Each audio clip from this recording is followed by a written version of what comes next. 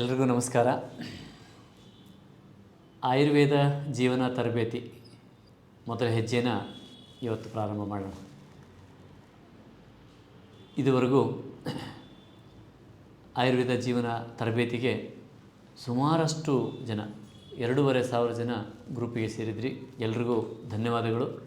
ನಮ್ಮ ಜವಾಬ್ದಾರಿ ಇದನ್ನು ಹೆಚ್ಚಿದೆ ಅಂತ ನಾನು ಇದರಲ್ಲಿ ಭಾವಿಸ್ತೀನಿ.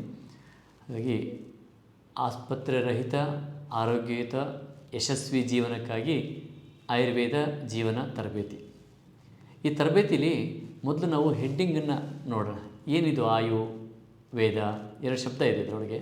ಆಯುರ್ವೇದ, ಆಯು ವೇದ. ಆಯು ಅಂದರೆ ನಿಮ್ಮ ಎಲ್ಲರ ಜೀವನ ಹುಟ್ಟಿದಾಗಿಂದ ಕೊನೆ ಮುಟ್ಟೋರ್ಗೇನಿದೆ ಅಲ್ಲಿವರೆಗೂ ಇರತಕ್ಕಂತಹ ಜೀವಿತ ಅವಧಿಯನ್ನು ಆಯು ಅಂತ ಕರಿತಾ ಬಂದರು.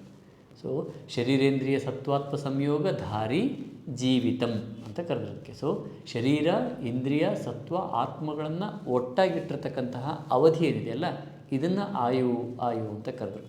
ಸೊ ಈ ಶರೀರ ಇರ್ಬೋದು, ಆತ್ಮ ಇಲ್ಲ ಅಂದರೆ, ಮನಸ್ಸಿಲ್ಲ ಅಂದರೆ ಅದನ್ನು ಆಯು ಅನ್ನೋಕ್ಕೆ ಬರಲ್ಲ. ಹಾಗಾಗಿ ಈ ಆಯು ಅಂದರೆ ಇವೆಲ್ಲ ಒಟ್ಟಾಗಿರುವಂತಹ ಒಂದು ಕಾಲಘಟ್ಟ. ಇದ್ರ ಬಗ್ಗೆ ತಿಳ್ಕೊತಕ್ಕಂತಹ ಜ್ಞಾನ ಏನಿದೆಯಲ್ಲ ಇದು ಆಯುರ್ವೇದ. ಸೊ ತಮ್ಮೆಲ್ಲರಿಗೂ ಈಗಾಗಲೇ ಪರಿಚಯ ಆಗಿದೆ. ಆಯುರ್ವೇದ ಕೇವಲ ಒಂದು ಔಷಧಿ ಪದ್ಧತಿ ಅಲ್ಲ, ಜೀವನ ಪದ್ಧತಿ. ಯಾಕೆ ಈ ಒಂದು ಜೀವಿತ ಅವಧಿಯಲ್ಲಿ ಏನೇನೆಲ್ಲ ಇರ್ತದೆ, ಹುಟ್ಟು ಹೇಗಿರ್ತದೆ, ಗರ್ಭ ಹೇಗಿರ್ತದೆ, ಹುಟ್ಟು ಹೇಗಿರ್ತದೆ, ಬೆಳವಣಿಗೆ ಹೇಗಿರ್ತದೆ, ಸಾಧನೆ ಹೇಗಿರ್ತದೆ, ದುಡಿಮೆ ಹೇಗಿರ್ತದೆ, ಬದುಕು ಹೇಗಿರ್ತದೆ, ಅಂತ್ಯ ಹೇಗಿರ್ತದೆ. ಸೊ ಎಲ್ಲದನ್ನು ಹೇಳಿರೋದ್ರಿಂದ ಅದರಲ್ಲಿ ಬರ್ತಕ್ಕಂತಹ ವಿಘ್ನಗಳು, ವಿಶೇಷವಾಗಿ ಆರೋಗ್ಯದಿಂದ ಸಂಬಂಧಪಟ್ಟಂತಹ ವಿಘ್ನಗಳು ತುಂಬ ಹೆಚ್ಚು. ಯಾಕಂದರೆ ಬೇರೆ ವಿಘ್ನಗಳಿಗೆ ನಾವು ಮ್ಯಾನೇಜ್ ಮಾಡೋದಕ್ಕೆ ಬರ್ತದೆ. ಬೇರೆ ವಿಘ್ನಗಳು ಏನೋ ಫೈನಾನ್ಷಿಯಲ್ ಸಮಸ್ಯೆ ಆಯಿತು ಮತ್ತೇನೋ ಮಾಡೋಕ್ಕೆ ಬರ್ತದೆ, ಇನ್ನೊರ್ಗೇನೋ ಸಮಸ್ಯೆ ಆಯಿತು ಮತ್ತೆ ಮಾಡೋಕ್ಕೆ ಬರ್ತದೆ, ಮನೆ ಏನೋ ಆಯಿತು ಮತ್ತೆ ಮಾಡಿ. ಸೊ ಈ ಜೀವನದಲ್ಲಿ ಚಾಲೆಂಜಸ್ ಇರ್ತದೆ. ಆದರೆ ಯಾವ ಚಾಲೆಂಜು ನಮಗೆ ಬಂದರೆ ಜೀವಿತ ಅವಧಿಯೇ ವ್ಯತ್ಯಾಸ ಆಗುತ್ತೋ ಅಂತಹ ಚಾಲೆಂಜ್ ಯಾವುದು ಅಂದರೆ ಆರೋಗ್ಯ. ಅದಕ್ಕೋಸ್ಕರ ಆರೋಗ್ಯಕ್ಕೆ ಹೆಚ್ಚು ಮಹತ್ವ ಕೊಟ್ಟಿರೋದ್ರಿಂದ ನಮಗೆ ತಪ್ಪಾಗಿ ನಾವು ಕೇವಲ ಮೆಡಿಕಲ್ ಸೈನ್ಸ್ ಅಂತ ಅಂದ್ಕೊಂಡ್ಬಿಟ್ಟಿದ್ದೀವಿ. ಹಾಗಲ್ಲ, ಇಲ್ಲಿ ಆರೋಗ್ಯಕ್ಕೆ ಹೆಚ್ಚಿನ ಮಹತ್ವ ಇದೆ. ಚಿಕಿತ್ಸೆ ಮಾಡಿ ಬೇಗ ಗುಣಮುಖ ಆಗಬೇಕು, ಮತ್ತೆ ಅದು ಬರಬಾರ್ದು ಅನ್ನೋದಕ್ಕೆ ಹೆಚ್ಚಿನ ಮಹತ್ವ ಇದೆ. ಹಾಗೆಯೇ ಇದು ಯಾವುದೇ ರೀತಿಯ ಸೈಡ್ ಎಫೆಕ್ಟು ಅದೆಲ್ಲದೇ ಇರತಕ್ಕಂತಹ ದ್ರವ್ಯ ಅದು ಹೌದು, ಆದರೆ ಕೇವಲ ಅದಷ್ಟೇ ಅಲ್ಲ. ಹಾಗಾಗಿ ಆಯುರ್ವೇದ ಅನ್ನೋಕ್ಕಂಥದ್ದು ಜೀವನದ ಪರಿಪೂರ್ಣ ಜ್ಞಾನ. ನಮ್ಮ ಜೀವನ ಅಂತೇನಿದೆಯೋ ಮಾನವ ಜೀವನ ವಿಶೇಷವಾಗಿ ಇದರ ಪರಿಪೂರ್ಣ ಜ್ಞಾನವನ್ನು ಕೊಟ್ಟಿರ್ತಕ್ಕಂಥದ್ದು ಆಯುರ್ವೇದ. ಹಾಗಾಗಿ ಆಯು ವೇದ, ಇದನ್ನು ವೇದ ಜ್ಞಾನ ಅಂತ ಕರೆದಿದ್ದೇವೆ. ಸರಿ, ಹಾಗಾದರೆ ಒಬ್ಬ ವೈದ್ಯರಾಗಿ ನಾವು ಪ್ರಾರಂಭ ಮಾಡಿದ್ದು ಆಸ್ಪತ್ರೆ ರಹಿತ ಜೀವನ. ಇದು ಜನರಿಗೆ ಸಾಕಷ್ಟು ಇದು ಮೂಡಿಸುತ್ತೆ. ಏನು ವೈದ್ಯರು ಆಸ್ಪತ್ರೆ ರಹಿತ ಜೀವನ ಅಂತ ಹೇಳ್ತಾರೆ ಅಂತ. ಇದು ಆಯುರ್ವೇದದ ಒಂದು ಉದ್ದೇಶವೇ.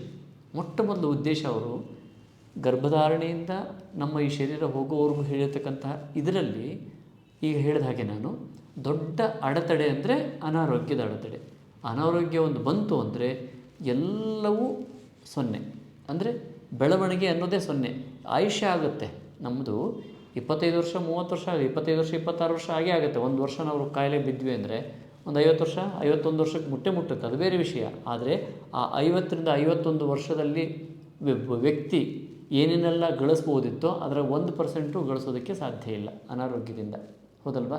ಹಾಗಾಗಿ ಗಳಿಕೆ ಅಂದರೆ ಕೇವಲ ನಾವು ಹಣದ ಗಳಿಕೆ ಅಂತಲ್ಲ, ಕೇವಲ ಅನುಭವ ಅಂತಲ್ಲ, ಇಡೀ ಜೀವ ಮುಂದಕ್ಕೆ ಹೋಗಿರಬೇಕಲ್ಲ. ಆ ಮುಂದಕ್ಕೆ ಹೋಗುವಂಥದ್ದಿದೆಯಲ್ಲ ಅದು ಆಗದೇ ಇರೋದರಿಂದ ಇದನ್ನು ತಪ್ಪಿಸ್ಕೊಳ್ಳೋದಕ್ಕೋಸ್ಕರ ಆಯುರ್ವೇದ ಮೊಟ್ಟ ಮೊದಲನೇದಾಗಿ ಹೇಳಿರೋದು ಆಸ್ಪತ್ರೆ ರಹಿತ ಜೀವನ. ಹೀಗೆ ಬರೆದಾರೆ, ಆಸ್ಪತ್ರೆ ರಹಿತ ಜೀವನ ಅಂತ ಬರೆದಾರೆ. ಆಸ್ಪತ್ರೆ ಅನ್ನುವಂಥ ಶಬ್ದ ಇತ್ತ? ಇಲ್ಲ, ಹಾಗಲ್ಲ, ಹಾಗೆ ಬರೆದಿಲ್ಲ. ಅದನ್ನು ಸ್ವಸ್ಥಸ್ಯ ಸ್ವಾಸ್ಥ್ಯ ರಕ್ಷಣಂ ಅಂತ ಬರೆದಿದ್ದಾರೆ. ಅಂದರೆ ಆರೋಗ್ಯವಂತನ ಆರೋಗ್ಯವನ್ನು ಕಾಪಾಡುವುದು. ಆರೋಗ್ಯವಾಗಿಯೇ ಇರಬೇಕು. ಅದಕ್ಕೆ ಏನೆಲ್ಲ ಮಾಡಬಹುದೋ ಅದನ್ನು ಹೇಳಿರೋದ್ರಿಂದ ಆಯುರ್ವೇದದಲ್ಲಿ ಆರೋಗ್ಯಕ್ಕೆ ಅತ್ಯಂತ ಮಹತ್ವವಾದ ಒಂದು ಇಂಪಾರ್ಟೆನ್ಸ್ ಕೊಟ್ಟಿದ್ದಾರೆ. ಯಾಕೆ ಅಂತ ನೋಡ್ರಿ. ಈಗ ಒಂದು ಎಕ್ಸಾಂಪಲ್, ಒಂದು ವಾರ ಒಬ್ಬರಿಗೆ ಜ್ವರ ಬಂತು ಅಥವಾ ಇನ್ನೇನೋ ಬಂದು ಕೆಲಸ ಮಾಡೋದಕ್ಕಾಗೋದಿಲ್ಲ ವ್ಯಕ್ತಿಗೆ ಅಂತ ಅಂದ್ಕೊಂಡು, ವಿದ್ಯಾರ್ಥಿಗೆ ಅಥವಾ ತಾಯಿಗೆ ಅಡುಗೆ ಮಾಡೋದಕ್ಕಾಗಲ್ಲ, ಈಗ ಯಾವುದೋ ಈ ನಾವೇನು ವೃತ್ತಿಲಿದ್ದೀವೋ ಅದನ್ನು ಮಾಡೋದಕ್ಕೆ ಆಗೋದಿಲ್ಲ 1 ವಾರಗಳ ಕಾಲ. ಅಂತಹ ಜ್ವರ ನಮಗೆ, ಅಥವಾ ಅಂತಹ ತಲೆನೋವು, ಅಥವಾ ಆ್ಯಕ್ಸಿಡೆಂಟಾಗಿ ಕಾಲು ಮುರ್ಕೊಂಡು ಹೀಗೇನೋ ಮಾಡ್ಕೊಂಡಿದ್ದೀವಿ ಅಂತ ಅಂದ್ಕೊಳ್ಳೋಣ.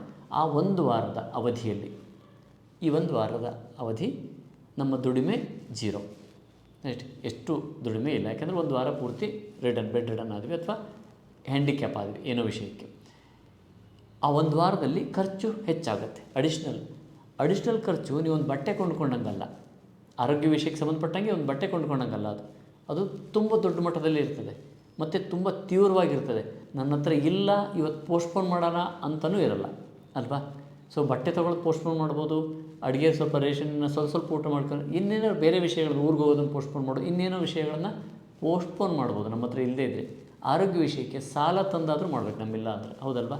ಸೊ ಖರ್ಚು ಅತಿ ಹೆಚ್ಚು, ಅತಿ ತುರ್ತು, ನಿನ್ನ ಹತ್ರ ಇದೆಯೋ ಇಲ್ವೋ ಹಾಕಲೇಬೇಕು. ಕೋವಿಡ್ ಟೈಮಲ್ಲಿ ಹೊಲ ಮನೆ ಮಾರಿಕೊಂಡು ಚಿಕಿತ್ಸೆಗೆ ಹೋದವರು ಇದ್ದಾರೆ. ಮುಂದಿನ ಜೀವನ ಹೇಳಿ, ಚಿಕಿತ್ಸೆ ಮಾಡ್ಕೊಂಡವ್ರು ಬಂದರೂ ಸರಿ, ಬರದೇ ಇದ್ದರೆ ಸರಿ, ಒಟ್ಟು ಹೋಯ್ತಲ್ಲ, ಕಳಿಸಿದ ದೊಡ್ಡ ಒಂದು ಆಸ್ತಿನೋ ಇನ್ನೊಂದೇನೋ ಹೋಯ್ತಲ್ಲ, ಇದನ್ನು ಯಾರು ವಾಪಸ್ ತಂದು ಕೊಡ್ತಾರೆ? ಹಾಗಾಗಿ ಈ ಕಾಲಾವಧಿ ಇದೆಯಲ್ಲ, ಅನಾರೋಗ್ಯದ ಕಾಲಾವಧಿ, ದುಡಿಮೆಯನ್ನು 0 ಮಾಡೋದ್ರ ಜೊತೆಗೆ ಅವತ್ತಷ್ಟಕ್ಕೇನು ಖರ್ಚಾಗುತ್ತೋ ಆದರೆ ಎಷ್ಟು ಪಟ್ಟು ಬೇಕಾದ್ರೂ ಖರ್ಚಾಗ್ಬೋದು. ಇಷ್ಟು ಅಂತ ಹೇಳಕ್ಕೆ ಬರಲ್ಲ, ಕಾಯಿಲೆ ಯಾವುದು ಅನ್ನೋದ್ರ ಮೇಲೆ ಡಿಪೆಂಡ್ ಅಷ್ಟೇ.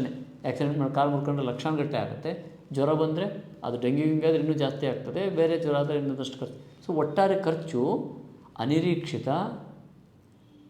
ನಿರೀಕ್ಷೆ ಮಾಡಿದಂಥ ಖರ್ಚು, ಮತ್ತು ಅದರ ಪ್ರಮಾಣ ಎಷ್ಟು ಅದು ಅನ್ಸರ್ಟನಿಟಿ, ಅದು ಕೂಡ ಗೊತ್ತಿಲ್ಲ, ನಿನ್ನ ಹತ್ರ ಇದೆಯಲ್ಲೋ ಅದು ಗೊತ್ತಿಲ್ಲ. ಸೊ ಸಾಲ ಮಾಡಾದರೂ ಮಾಡೋವಂತಹ ಒಂದು ಖರ್ಚಿಗೆ ತಂದು ನಿಂತ್ಕೋತೀವಿ.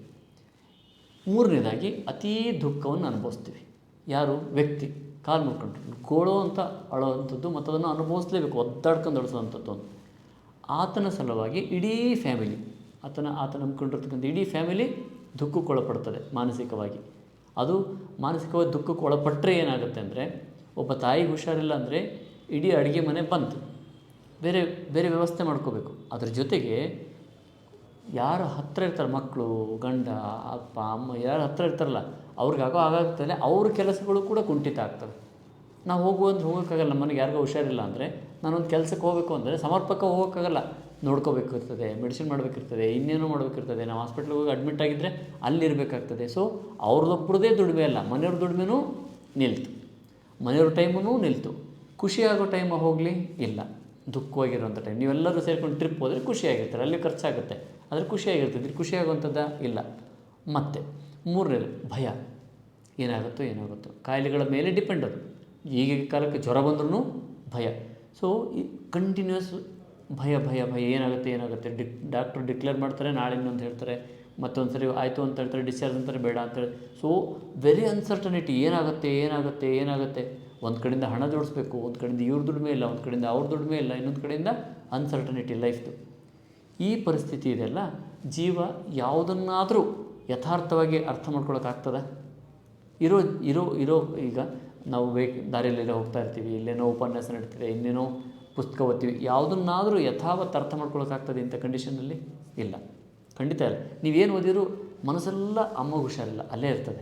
ನೀವೇನೋ ಅದನ್ನು ಯಥಾರ್ಥವಾಗಿ ಅರ್ಥ ಮಾಡ್ಕೊಳಕ್ಕಾಗಲ್ಲ. ಶಬ್ದ ಇರ್ತದೆ, ಯಥಾರ್ಥವಾಗಿ ತಿಳ್ಕೊಳಕ್ಕಾಗಲ್ಲ. ಕಾಲೇಜಿಗೆ ಹೋಗೋಕ್ಕಾಗಲ್ಲ, ಮಗು ಸ್ಕೂಲ್ಗೆ ಹೋಗೋಕ್ಕಾಗಲ್ಲ. ಸ್ಕೂಲ್ಗೆ ಹೋದ್ರೂ ಅಮ್ಮನಿಗೆ ಹುಷಾರಿಲ್ಲ ಅನ್ನೋದು ತಲೆ ತುಂಬ ಇರ್ತದೆ. ಅದು ಅಷ್ಟು ಸುಲಭವಾಗಿ ಹೆಚ್ಚು ಗೇನ್ ಮಾಡೋಕ್ಕಾಗಲ್ಲ. ಅಕಸ್ಮಾತ್ 4-5 ತಿಂಗಳು 6 ತಿಂಗಳು ಹಿಂಗೇನಾರ ಕಾಯಿಲೆ ಬಿದ್ದುಬಿಟ್ರೆ ಮಕ್ಕಳು ಓದಿನಲ್ಲಿ ಕುಂಠಿತ ಆಗಿಬಿಡ್ತದೆ. ಅವ್ರ ಕೆಲಸ ಕಾರಣ ಅನ್ನೋದಲ್ಲ, ಮನಸ್ಸಲ್ಲಿ ಆ್ಯಕ್ಟಿವ್ ಆಗಿರ್ತದೆ. ಸೊ ಇದು ಕುಂಠಿತ ಬೀಳ್ತದೆ. ಯಾವುದಾದ್ರೂ ಒಂದು ವಿಷಯವನ್ನು ಯಥಾರ್ಥವಾಗಿ ಇದ್ದಂತೆ ತಿಳ್ಕೊಳ್ಳೋಕ್ಕಾಗೋದಿಲ್ಲ. ಇದು ದೊಡ್ಡ ಜೀವನದ ಒಂದು ದೊಡ್ಡ ಬ್ರೇಕ್. ಹಾಗಾಗಿ ಏನೂ ಬೆಳವಣಿಗೆ ಇಲ್ಲ ಅಂತ ಈ ಕಾಲಘಟ್ಟವನ್ನು ನಾವು ಏನೂ ಬೆಳವಣಿಗೆ ಇಲ್ಲ. ಯಾಕಂದರೆ ಯಥಾರ್ಥ ಜ್ಞಾನ ಮಾಡ್ಕೊಳಕ್ಕಾಗ್ತಿಲ್ಲ, ದುಡಿಮೆ ಆಗ್ತಿಲ್ಲ, ಜೀವನ ಮುಂದೆ ಹೋಗ್ತಿಲ್ಲ, ಸಾಗ್ತಾ ಇಲ್ಲ. ಮಕ್ಕಳದು ಹಂಗೆ ಕುಂಠಿತ, ಇವ್ರದ್ದು ಹಿಂಗೆ ಕುಂಠಿತ, ಅನ್ಸರ್ಟನಿಟಿ, ಭಯ, ಇವೆಲ್ಲವೂ ಇದಾವಲ್ಲ, ಇವೆಲ್ಲವೂ ಇವತ್ತಿನ ರೋಗಗಳಿಗೆ ಅತೀ ಕಾಮನ್ ಆಗಿಬಿಟ್ಟಿದೆ. ತುಂಬ ಇವತ್ತಿನ ಎಲ್ಲ ರೋಗಗಳಿಗೂ ಪೀಕೆ ಮುಟ್ಟುವಂಥದ್ದು.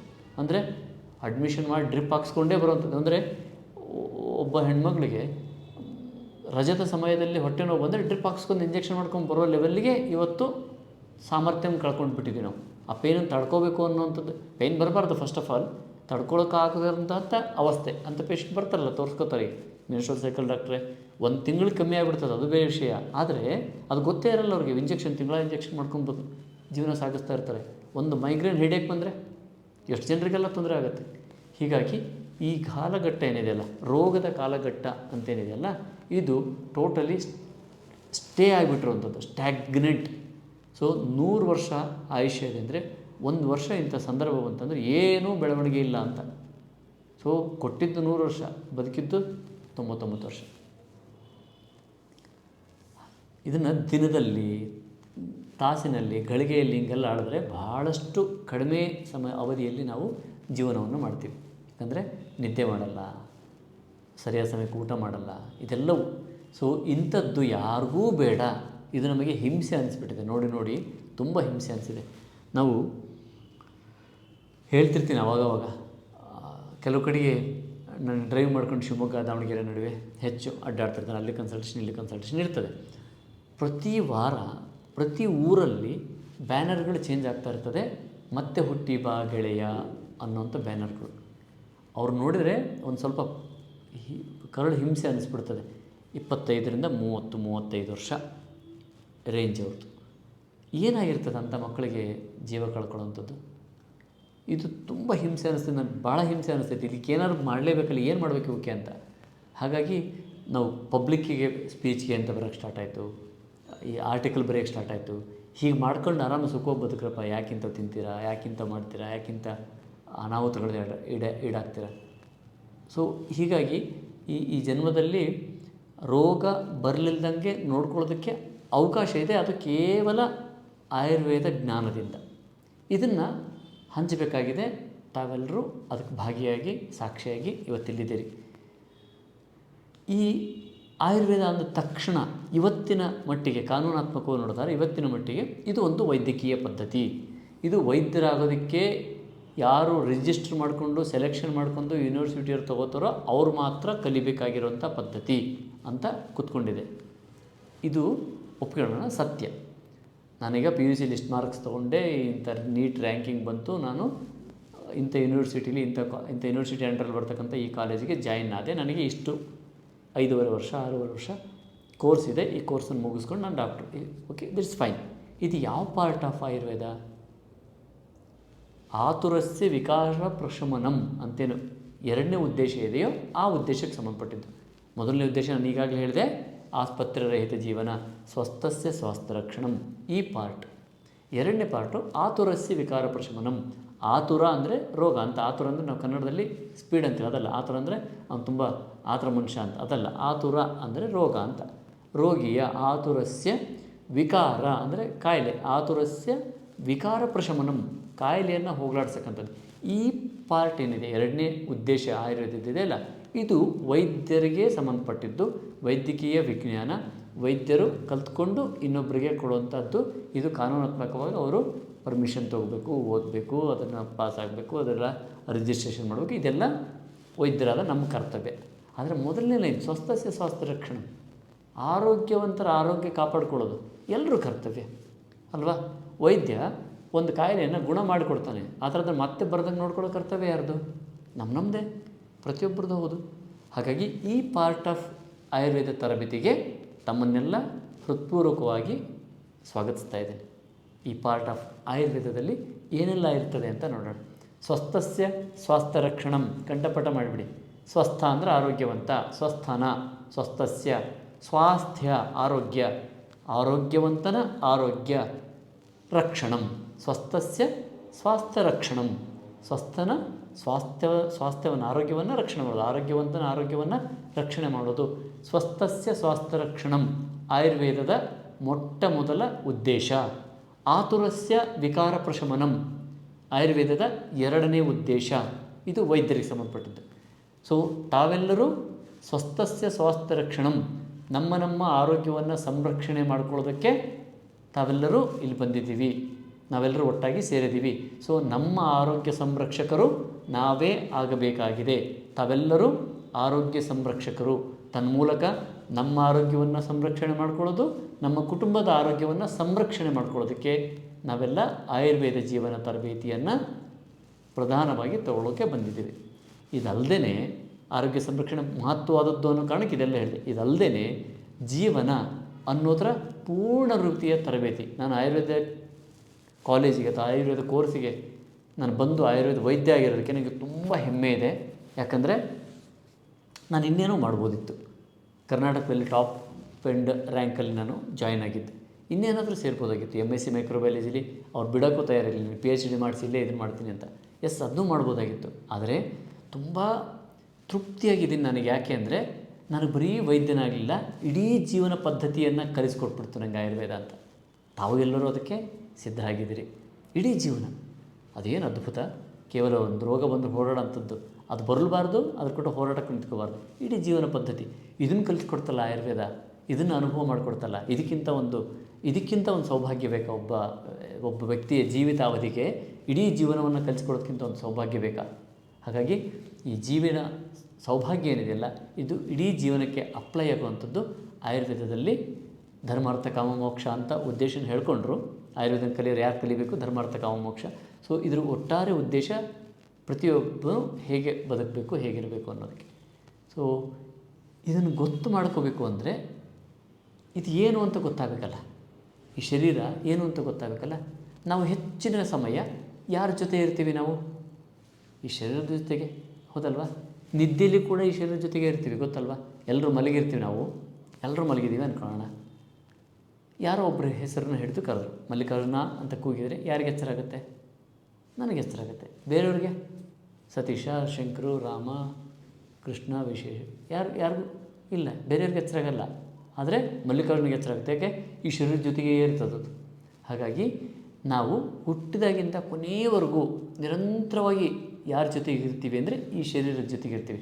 ಹಾಗಾಗಿ ಈ ಶರೀರ ಏನು ಅಂತ ತಿಳ್ಕೊಬೇಕಲ್ಲ, ಈ ಶರೀರ ಏನು ಒಳಗೆ. ಹಾಗಾಗಿ ನಾವು ಆಯುರ್ವೇದದಲ್ಲಿ ಆಯು ಅಂದರೆ ಏನು ಅಂತ ಹೇಳಿದ್ರೆ ಅವಾಗ ಶರೀರ, ಇಂದ್ರಿಯ, ಸತ್ವ, ಆತ್ಮ, ಈ ನಾಲ್ಕುಗಳ ಸಂಯೋಗ ಅಂತ. ಶರೀರ, ಇಂದ್ರಿಯ, ಸತ್ವ, ಆತ್ಮ, ಇವುಗಳ ಸಂಯೋಗಕ್ಕೆ ಆಯು, ಆಯುಷ್ಯ, ಜೀವನ. ಶರೀರದ ಬಗ್ಗೆ ತಿಳ್ಕೊಬೇಕಲ್ಲ, ಮನಸ್ಸಿನ ಬಗ್ಗೆ ತಿಳ್ಕೊಬೇಕಲ್ಲ, ಸತ್ವದ ಬಗ್ಗೆ ತಿಳ್ಕೊಬೇಕಲ್ಲ, ಇಂದ್ರಿಯಗಳ ಬಗ್ಗೆ ತಿಳ್ಕೊಬೇಕಲ್ಲ, ಆತ್ಮನ ಬಗ್ಗೆ ತಿಳ್ಕೊಬೇಕು. ಇವೆಲ್ಲವೂ ಇದ್ದಾವೆ ಇದರೊಳಗೆ. ಆದರೆ ಮೊಟ್ಟ ಮೊದಲು ನಾವು ಯಾರ ಜೊತೆ ನಿರಂತರವಾಗಿರ್ತೀವಿ? ಈ ಶರೀರದ ಜೊತೆಗೆ ಇರ್ತೀವಿ. ಹಾಗಾಗಿ ಇದರೊಳಗೆ ಏನಿದೆ ಅಂತ ತಿಳ್ಕೊಳ್ಳೋದೇ ಇದರ ಮೊಟ್ಟ ಮೊದಲ ಸಿಲೆಬಸ್. ಇದರ ಮುಂದಿನ ಚಾಪ್ಟ್ರಲ್ಲಿ ನಾನು ಹೇಳೋದೆ ಅದು ಏನು, ಈ ಶರೀರ ಯಾವುದರಿಂದ ಹೇಗೆ ಮಾಡಲ್ಪಟ್ಟಿದೆ. ಇದೇನು ಡಾಕ್ಟ್ರೆ ಜೀವಕೋಶಗಳಿದ್ದಾವೆ, ಇವು ಇದ್ದಾವೆ ಅಂತ ಹೇಳ್ಬೋದು. ಅದು ಅಲ್ಪ ಸತ್ಯ. ಹೌದು, ಜೀವಕೋಶಗಳಿದೆ. ಆ ಜೀವಕೋಶಗಳು ಹೀಗೆ ಹಾಕಿದೆ ಅಂತ. ಯಾಕೆ ಇದು ಹಸುವಿನ ಜೀವಕೋಶ ಆಗಬಾರ್ದಾಗಿತ್ತು? ಯಾವುದೋ ಒಂದು ನಾಯಿದೋ ಅಥವಾ ಯಾವುದೋ ಒಂದು ಬೆಕ್ಕಿಂದೋ, ಯಾವುದೋ ಹುಲಿದೋ, ಸಿಂಹದ್ದೋ ಜೀವಕೋಶ ಅಲ್ಲ, ಮನುಷ್ಯನ ಜೀವಕೋಶವೇ ಹೌದು. ಯಾಕೆ ಹೀಗೆ ಆಗಿದೆ? ಇದು ಜೀವಕೋಶ ಅಲ್ಪ ಸತ್ಯ. ಅದು ಸೆಲ್ ಬೇಸ್ಡ್ ಥಿಯರಿ. ಇವತ್ತೇನು ವಿಜ್ಞಾನ ನಡೀತಾ ಇದೆ, ಸೆಲ್ ಬೇಸ್ಡ್ ಥಿಯರಿ. ಒಂದು ಸೆಲ್ಲನ್ನು ನೋಡಿದರೆ ಆ ಸೆಲ್ಲಲ್ಲಿ ಎಲ್ಲದೂ ಇದೆ, ಈ ಬೇಸಲ್ಲಿ ನಡೆದಿದೆ. ಆದರೆ ಆಯುರ್ವೇದ ಸೆಲ್ ಹಿಂಗೆ ಯಾಕಿದೆ, ಇದು ಹೀಗೆ ಯಾಕಿದೆ, ಅದನ್ನು ನಾವು ಯಾಕೆ ಮಾಡೋಕ್ಕಾಗಲ್ಲ ಅನ್ನೋದರಿಂದ ಥಿಯರಿ ಹಿಂದಕ್ಕೆ ಹೋಗ್ತದೆ, ತುಂಬ ಅಲ್ಲಿಂದ ತೊಗೊಂಬರ್ತದೆ. ಹಾಗಾಗಿ ಈ ಶರೀರ ಎರಡು ಪ್ರಮುಖ ಘಟ್ಟಗಳಿಂದ ಆಗಿದೆ. ಎರಡು ಪ್ರಮುಖ ಘಟಕಗಳು. ಒಂದು ತ್ರಿದೋಷ, ತಮಗೆಲ್ಲದು ಗೊತ್ತಿದೆ, ವಾತದೋಷ, ಪಿತ್ತದೋಷ, ಕಫದೋಷ ಅನ್ನೋಂಥದ್ದು ತ್ರಿದೋಷ. ಇನ್ನೊಂದು ಧಾತುಗಳು, ಸಪ್ತಧಾತುಗಳು, ರಸರಕ್ತ ಮಾಂಸಮೇಧ ಅಸ್ಥಿಮಜ್ಜ ಶುಕ್ರ ಅಂತಕ್ಕಂತಹ 7 ಧಾತುಗಳು. ಇವುಗಳಿಂದ ಇದು ಮಾಡಲ್ಪಟ್ಟಿದೆ. ಕ್ರಿಯಾತ್ಮಕ ಘಟಕಗಳು 3: ವಾತದೋಷ, ಪಿತ್ತದೋಷ, ಕಫದೋಷ. ಇದನ್ನು ಉಗಿಯುವಂಥ ಕಫ, ಗ್ಯಾಸ್ ಬಿಡುವಂಥ ವಾಯು, ವಾಂತಿ ಬರುವಂಥ ಪಿತ್ತ ಅಂತ ಅಂದ್ಕೋಬೇಡಿ. ಅದು ಸಾಮಾನ್ಯ ಜನರಿಗೆ ಅರ್ಥ ಆಗೋದಿಲ್ಲ. ಸಾಮಾನ್ಯ ಜನರಿಗೆ ವೇಸ್ಟ್ ಇವೆಲ್ಲವು. ಗ್ಯಾಸ್ ಕೆಳಗೆ ಹೋಗೋದು, ಮೇಲೆ ಬರೋದು ವೇಸ್ಟ್. ಅದು ಪಿತ್ತ ವಾಂತಿ ಆಗೋದು ವೇಸ್ಟ್. ಅದು ಉಗಿಯೋ ಕಫ ವೇಸ್ಟ್. ಇದು ವೇಸ್ಟ್ ಅಲ್ಲ. ಇದು ನಾವು ಆಯುರ್ವೇದದಲ್ಲಿ ಹೇಳ್ತಕ್ಕಂತಹ ಕಫ, ವಾತಪಿತ್ತ ಕಫಗಳು ಇವು ಜೀವನ, ಲೈಫ್, ಅದನ್ನ ಬಗ್ಗೆ ಹೇಳ್ತಾರೆ. ವೇಸ್ಟನ್ನು ನೋಡಿ ನಾವು ಅದು ಸಾಮಾನ್ಯ ರೂಢಿಲಿ ಬಂದಿರೋದ್ರಿಂದ ವೇಸ್ಟನ್ನು ನೋಡಿ ಅದು ಹಂಗೆ ಅಂದ್ಕೊಂಡಿದ್ದೀವಿ. ಅದು ಹಾಗಲ್ಲ. ಕ್ರಿಯಾತ್ಮಕ ಘಟಕಗಳು, ಲೈಫ್ ಇರೋದಕ್ಕೆ ಬೇಕಾಗಿರ್ತಕ್ಕಂಥ ಘಟಕಗಳು ಯಾವುದೋ ಅವು 3: ಬ್ರಹ್ಮ, ವಿಷ್ಣು, ಮಹೇಶ್ವರ. ಇಡೀ ಸೃಷ್ಟಿ ನಡೆದಕ್ಕಿರ್ತಕ್ಕಂಥದ್ದು ಸೃಷ್ಟಿ, ಸ್ಥಿತಿ, ಲಯ. ಸೊ ಅದು ಹೇಗಿದೆಯೋ ಹಾಗೆ ಶರೀರದಲ್ಲಿ ಸೂರ್ಯ, ಚಂದ್ರ, ವಾಯು. ಇದನ್ನು ಹೇಳ್ತಾರೆ ಆಚಾರ್ಯರು. ಸೋಮ, ಸೂರ್ಯ, ಅನಿಲ ಯಥಾ ಧಾರಯಂತಿ ಜಗತ್ ದೇಹಂ. ಜಗತ್ತನ್ನು ಮತ್ತು ಈ ದೇಹವನ್ನು ಧಾರಣೆ ಮಾಡಿರೋದು ಅಂದರೆ ಜೀವಂತವಾಗಿ ಇಟ್ಟಿರೋದು ಯಾವುದು ಅಂದರೆ ಸೋಮ, ಸೂರ್ಯ, ಅನಿಲ. ಹೇಗಿದೆಯೋ ಹೊರಗಡೆ ಸೃಷ್ಟಿಯಲ್ಲಿ, ಸೋಮ ಅಂದರೆ ಚಂದ್ರ, ಸೂರ್ಯ ಪಿತ್ತ ಮತ್ತು ವಾಯು, ಇದು ಹೇಗಿದೆಯೋ ಹಾಗೆ ಶರೀರದಲ್ಲಿ ವಾತ ಪಿತ್ತ ಕಫಗಳು, ಪ್ರಕೃತಿಯಲ್ಲಿ ಸೂರ್ಯ ಚಂದ್ರ ಗಾಳಿಗಳು, ಈ ಮೂರು.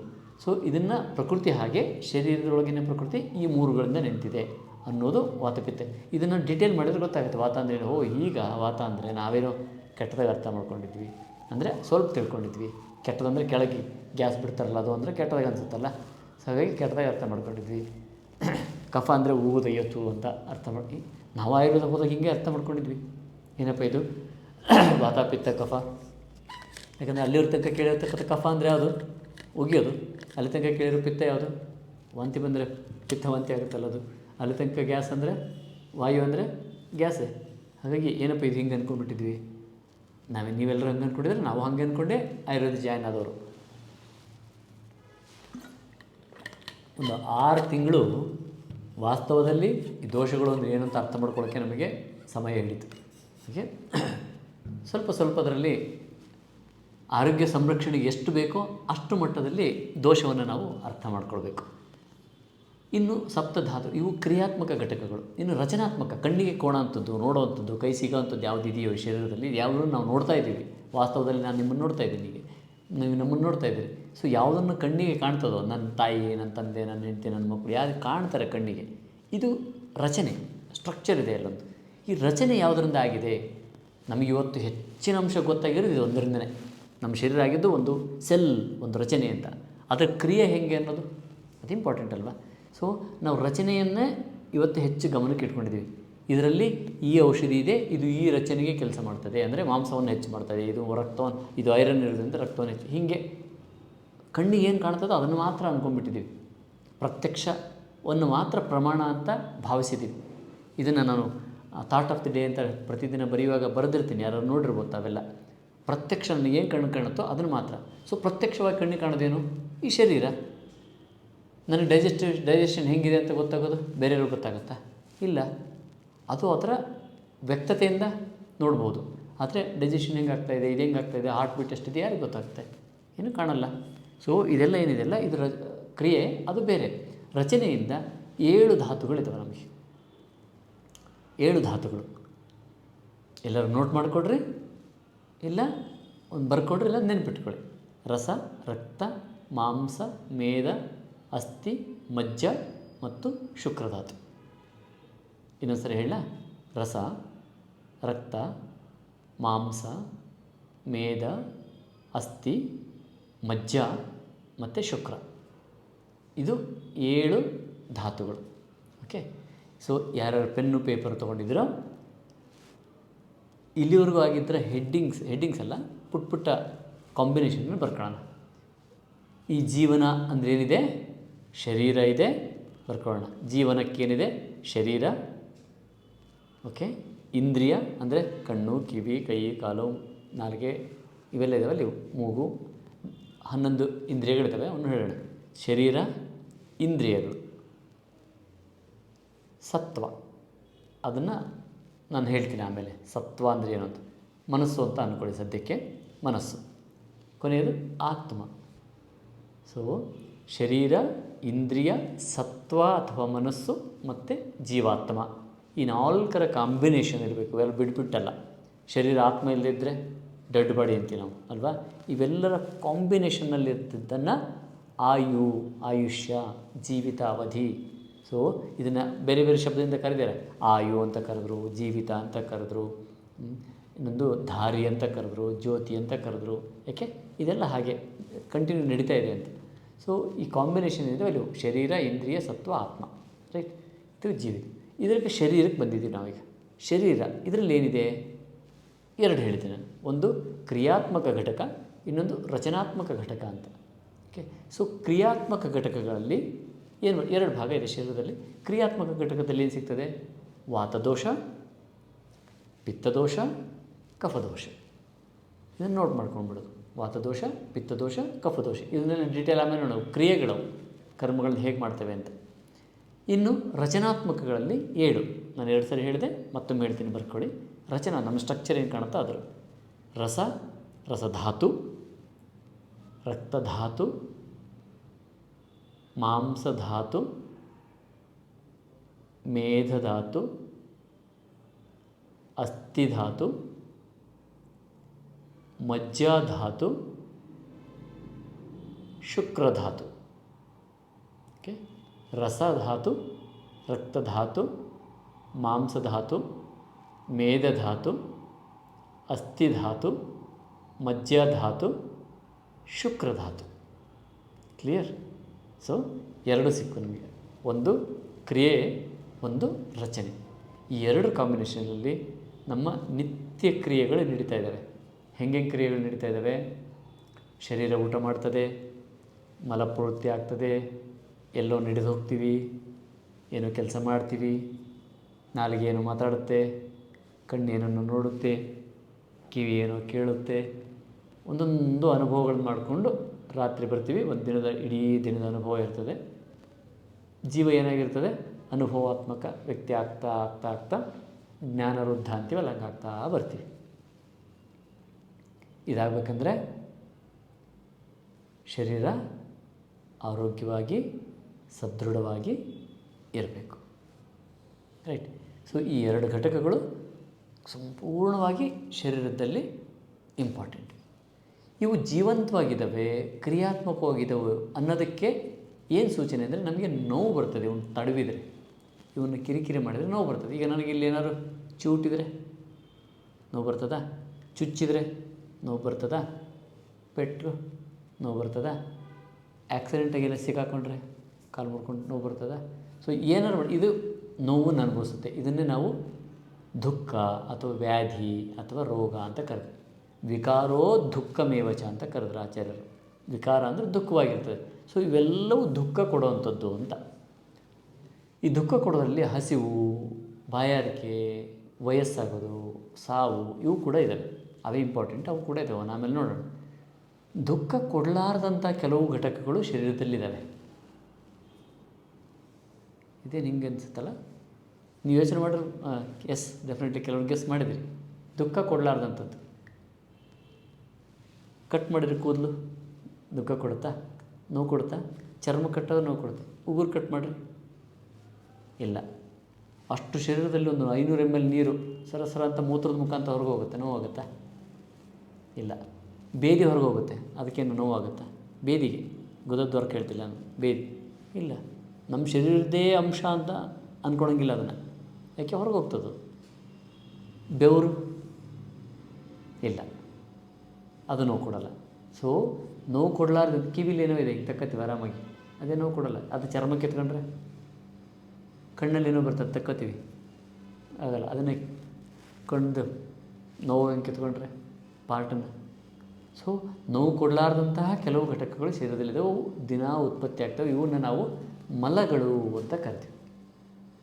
ಸೊ ಶರೀರ ಜೀವಂತವಾಗಿ ಲಿವಿಂಗಲ್ಲಿರೋದಕ್ಕೆ ರಚನೆ ಮತ್ತು ಕ್ರಿಯಾತ್ಮಕ ಘಟಕಗಳನ್ನು ನಾವು ಹೇಗೆ ನೋಡಿದ್ವೋ, ವಾತ ಪಿತ್ತ ಕಫ ರಸರಕ್ತ ಮಾಂಸ ಮೇಧ ಅಸ್ಥಿ ಮಜ್ಜ ಶುಕ್ರ ಅಂತ ನೋಡಿದ್ವೋ, ವೇಸ್ಟ್ಗಳ ಒಂದು ಘಟಕ ಇದೆ. ಇದು ನಮ್ಮ ಶರೀರಕ್ಕೆ ವೇಸ್ಟ್. ಯಾವುದವು ವೇಸ್ಟ್ಗಳು? ಅವನ್ನ 3 ಇದ್ದಾವೆ. ಇದು ಮಲಗಳು ಅಂತ ಕರಿತೀವಿ. ಮಲ ಅಂದ ತಕ್ಷಣ ಕನ್ನಡದಲ್ಲಿ ಮಲ ಅಂದರೆ ಬೇದಿಗೆ ಅಂತೀವಿ ನಾವು, ಆದರೆ ಮಲ ಅಂದರೆ ವೇಸ್ಟ್ ಅಂತ ಅರ್ಥ. ಮಲ ಅಂದರೆ ವೇಸ್ಟ್. ಅದನ್ನು ಸಂಸ್ಕೃತದಲ್ಲಿ ಬೇದಿಗೆ ಪುರೀಶ ಅಂತ ಕರೆದ್ರು. ಪುರೀಶ, ಪುರುಷ ಅಲ್ಲ, ಪುರೀಶ ಅಂತ ಕರೆದ್ರು. ಮೂತ್ರಕ್ಕೆ ಮೂತ್ರ ಅಂತಲೇ ಕರೆದ್ರು. ಬೆವರಿಗೆ ಸ್ವೇದ ಅಂತ ಕರೆದ್ರು. ಈ 3 ಮಲಗಳು. ಪುರೀಶ ಅಂದರೆ ಮಲ, ಮೂತ್ರ, ಇನ್ನೊಂದು ಬೆವರು. ಈ 3 ವೇಸ್ಟ್ಗಳು, ಶರೀರದಿಂದ ಹೊರಗೆ ಹೋಗ್ತಕ್ಕಂತಹ ಮಲಗಳು. ಇವಕ್ಕೆ ಇನ್ನೊಂದು ಸಫಿಕ್ಸ್ ಸೇರಿಸಿದ್ರು. ಎಂಥ ಮಲಗಳಿವು? ಆ ಮಲಗಳು ಅಂತ ಬರ್ಕೊಂಡ್ರಲ್ಲ, ಅದು ಹಿಂದೆ ಬರ್ಕೊಂಡ್ರಿ, ಬೃಹತ್ ಅಂತ, ದೊಡ್ಡ ಮಲಗಳಿವು ಅಂತ. ದೊಡ್ಡ ಪ್ರಮಾಣದಲ್ಲಿ ಹೊರಗೆ ಹೋಗ್ತಕ್ಕಂತಹ ಮಲಗಳು. ಹೌದು, ದೊಡ್ಡ ಪ್ರಮಾಣದಲ್ಲೇ ಹೋಗ್ತದೆ. ಬೆವರು ದೊಡ್ಡ ಪ್ರಮಾಣದಲ್ಲೇ ಹೋಗ್ತದೆ. ಮೂತ್ರ ಲೀಟ್ರ್ಗಟ್ಟಲೆ ಹೋಗುತ್ತೆ. ಬೇದಿ ತೂಕದಲ್ಲೇ ಹೋಗ್ತದೆ, ಹೌದಲ್ವಾ? ಸೊ ಪ್ರಮಾಣದಲ್ಲಿ ಜಾಸ್ತಿ ಹೋಗುವಂಥದ್ದಕ್ಕೆ ಬೃಹತ್ ಅಂತ ಕರಿತೀವಿ. ಹಾಗಾಗಿ ಇವನ್ನ ಬೃಹತ್ ಮಲಗಳು ಅಂತ. ಹಾಗಾದ್ರೆ ಸಣ್ಣ ಮಲಗಳು ಯಾವುದು? ಸಣ್ಣ ಮಲಗಳು ಯಾವುದು ಅಂದರೆ ಕಿವಿಲಿ ಅದು, ಶೇವಿಂಗ್ ಮಾಡ್ಕೋತಾರೆ ಸ್ವಲ್ಪ ಕೂತು ಅದು, ಕಣ್ಣಲ್ಲಿ ಪಿಚ್ಚು ಬರ್ತದೆ ಅದು, ಮೂಗಲ್ ತೆಗಿತೀವಿ ಅದು, ಇವೆಲ್ಲವೂ ನಖ ಕಟ್ ಮಾಡ್ತೀವಿ, ಇವೆಲ್ಲ ಸಣ್ಣ ಮಲಗಳು. ವಾರಕ್ಕೊಂದು ಸರಿ ಹಿಂಗೆ ತೆಗಿತೀವಿ, ಇದು ಯಾವಾಗೋ ಒಂದು ಸರಿ ಬರ್ತದೆ ಇದು. ಸೊ ಸಣ್ಣ ಮಲಗಳು. ಸೊ ಬೃಹತ್ ಮಲಗಳು ಇವು ಲಘು ಅಂತ. ಲಘು ಅಂದರೆ ಸ್ವಲ್ಪ ಅಂತ ಪ್ರಮಾಣದಲ್ಲಿ. ಸೊ ಬೃಹನ್ ಮಲಗಳು ಬೇರೆ, ಲಘು ಮಲಗಳು ಬೇರೆ. ಇವು ಶರೀರದಲ್ಲಿ ನಿರಂತರ ಉತ್ಪತ್ತಿ ಆಗ್ತಾ ಇರ್ತವೆ.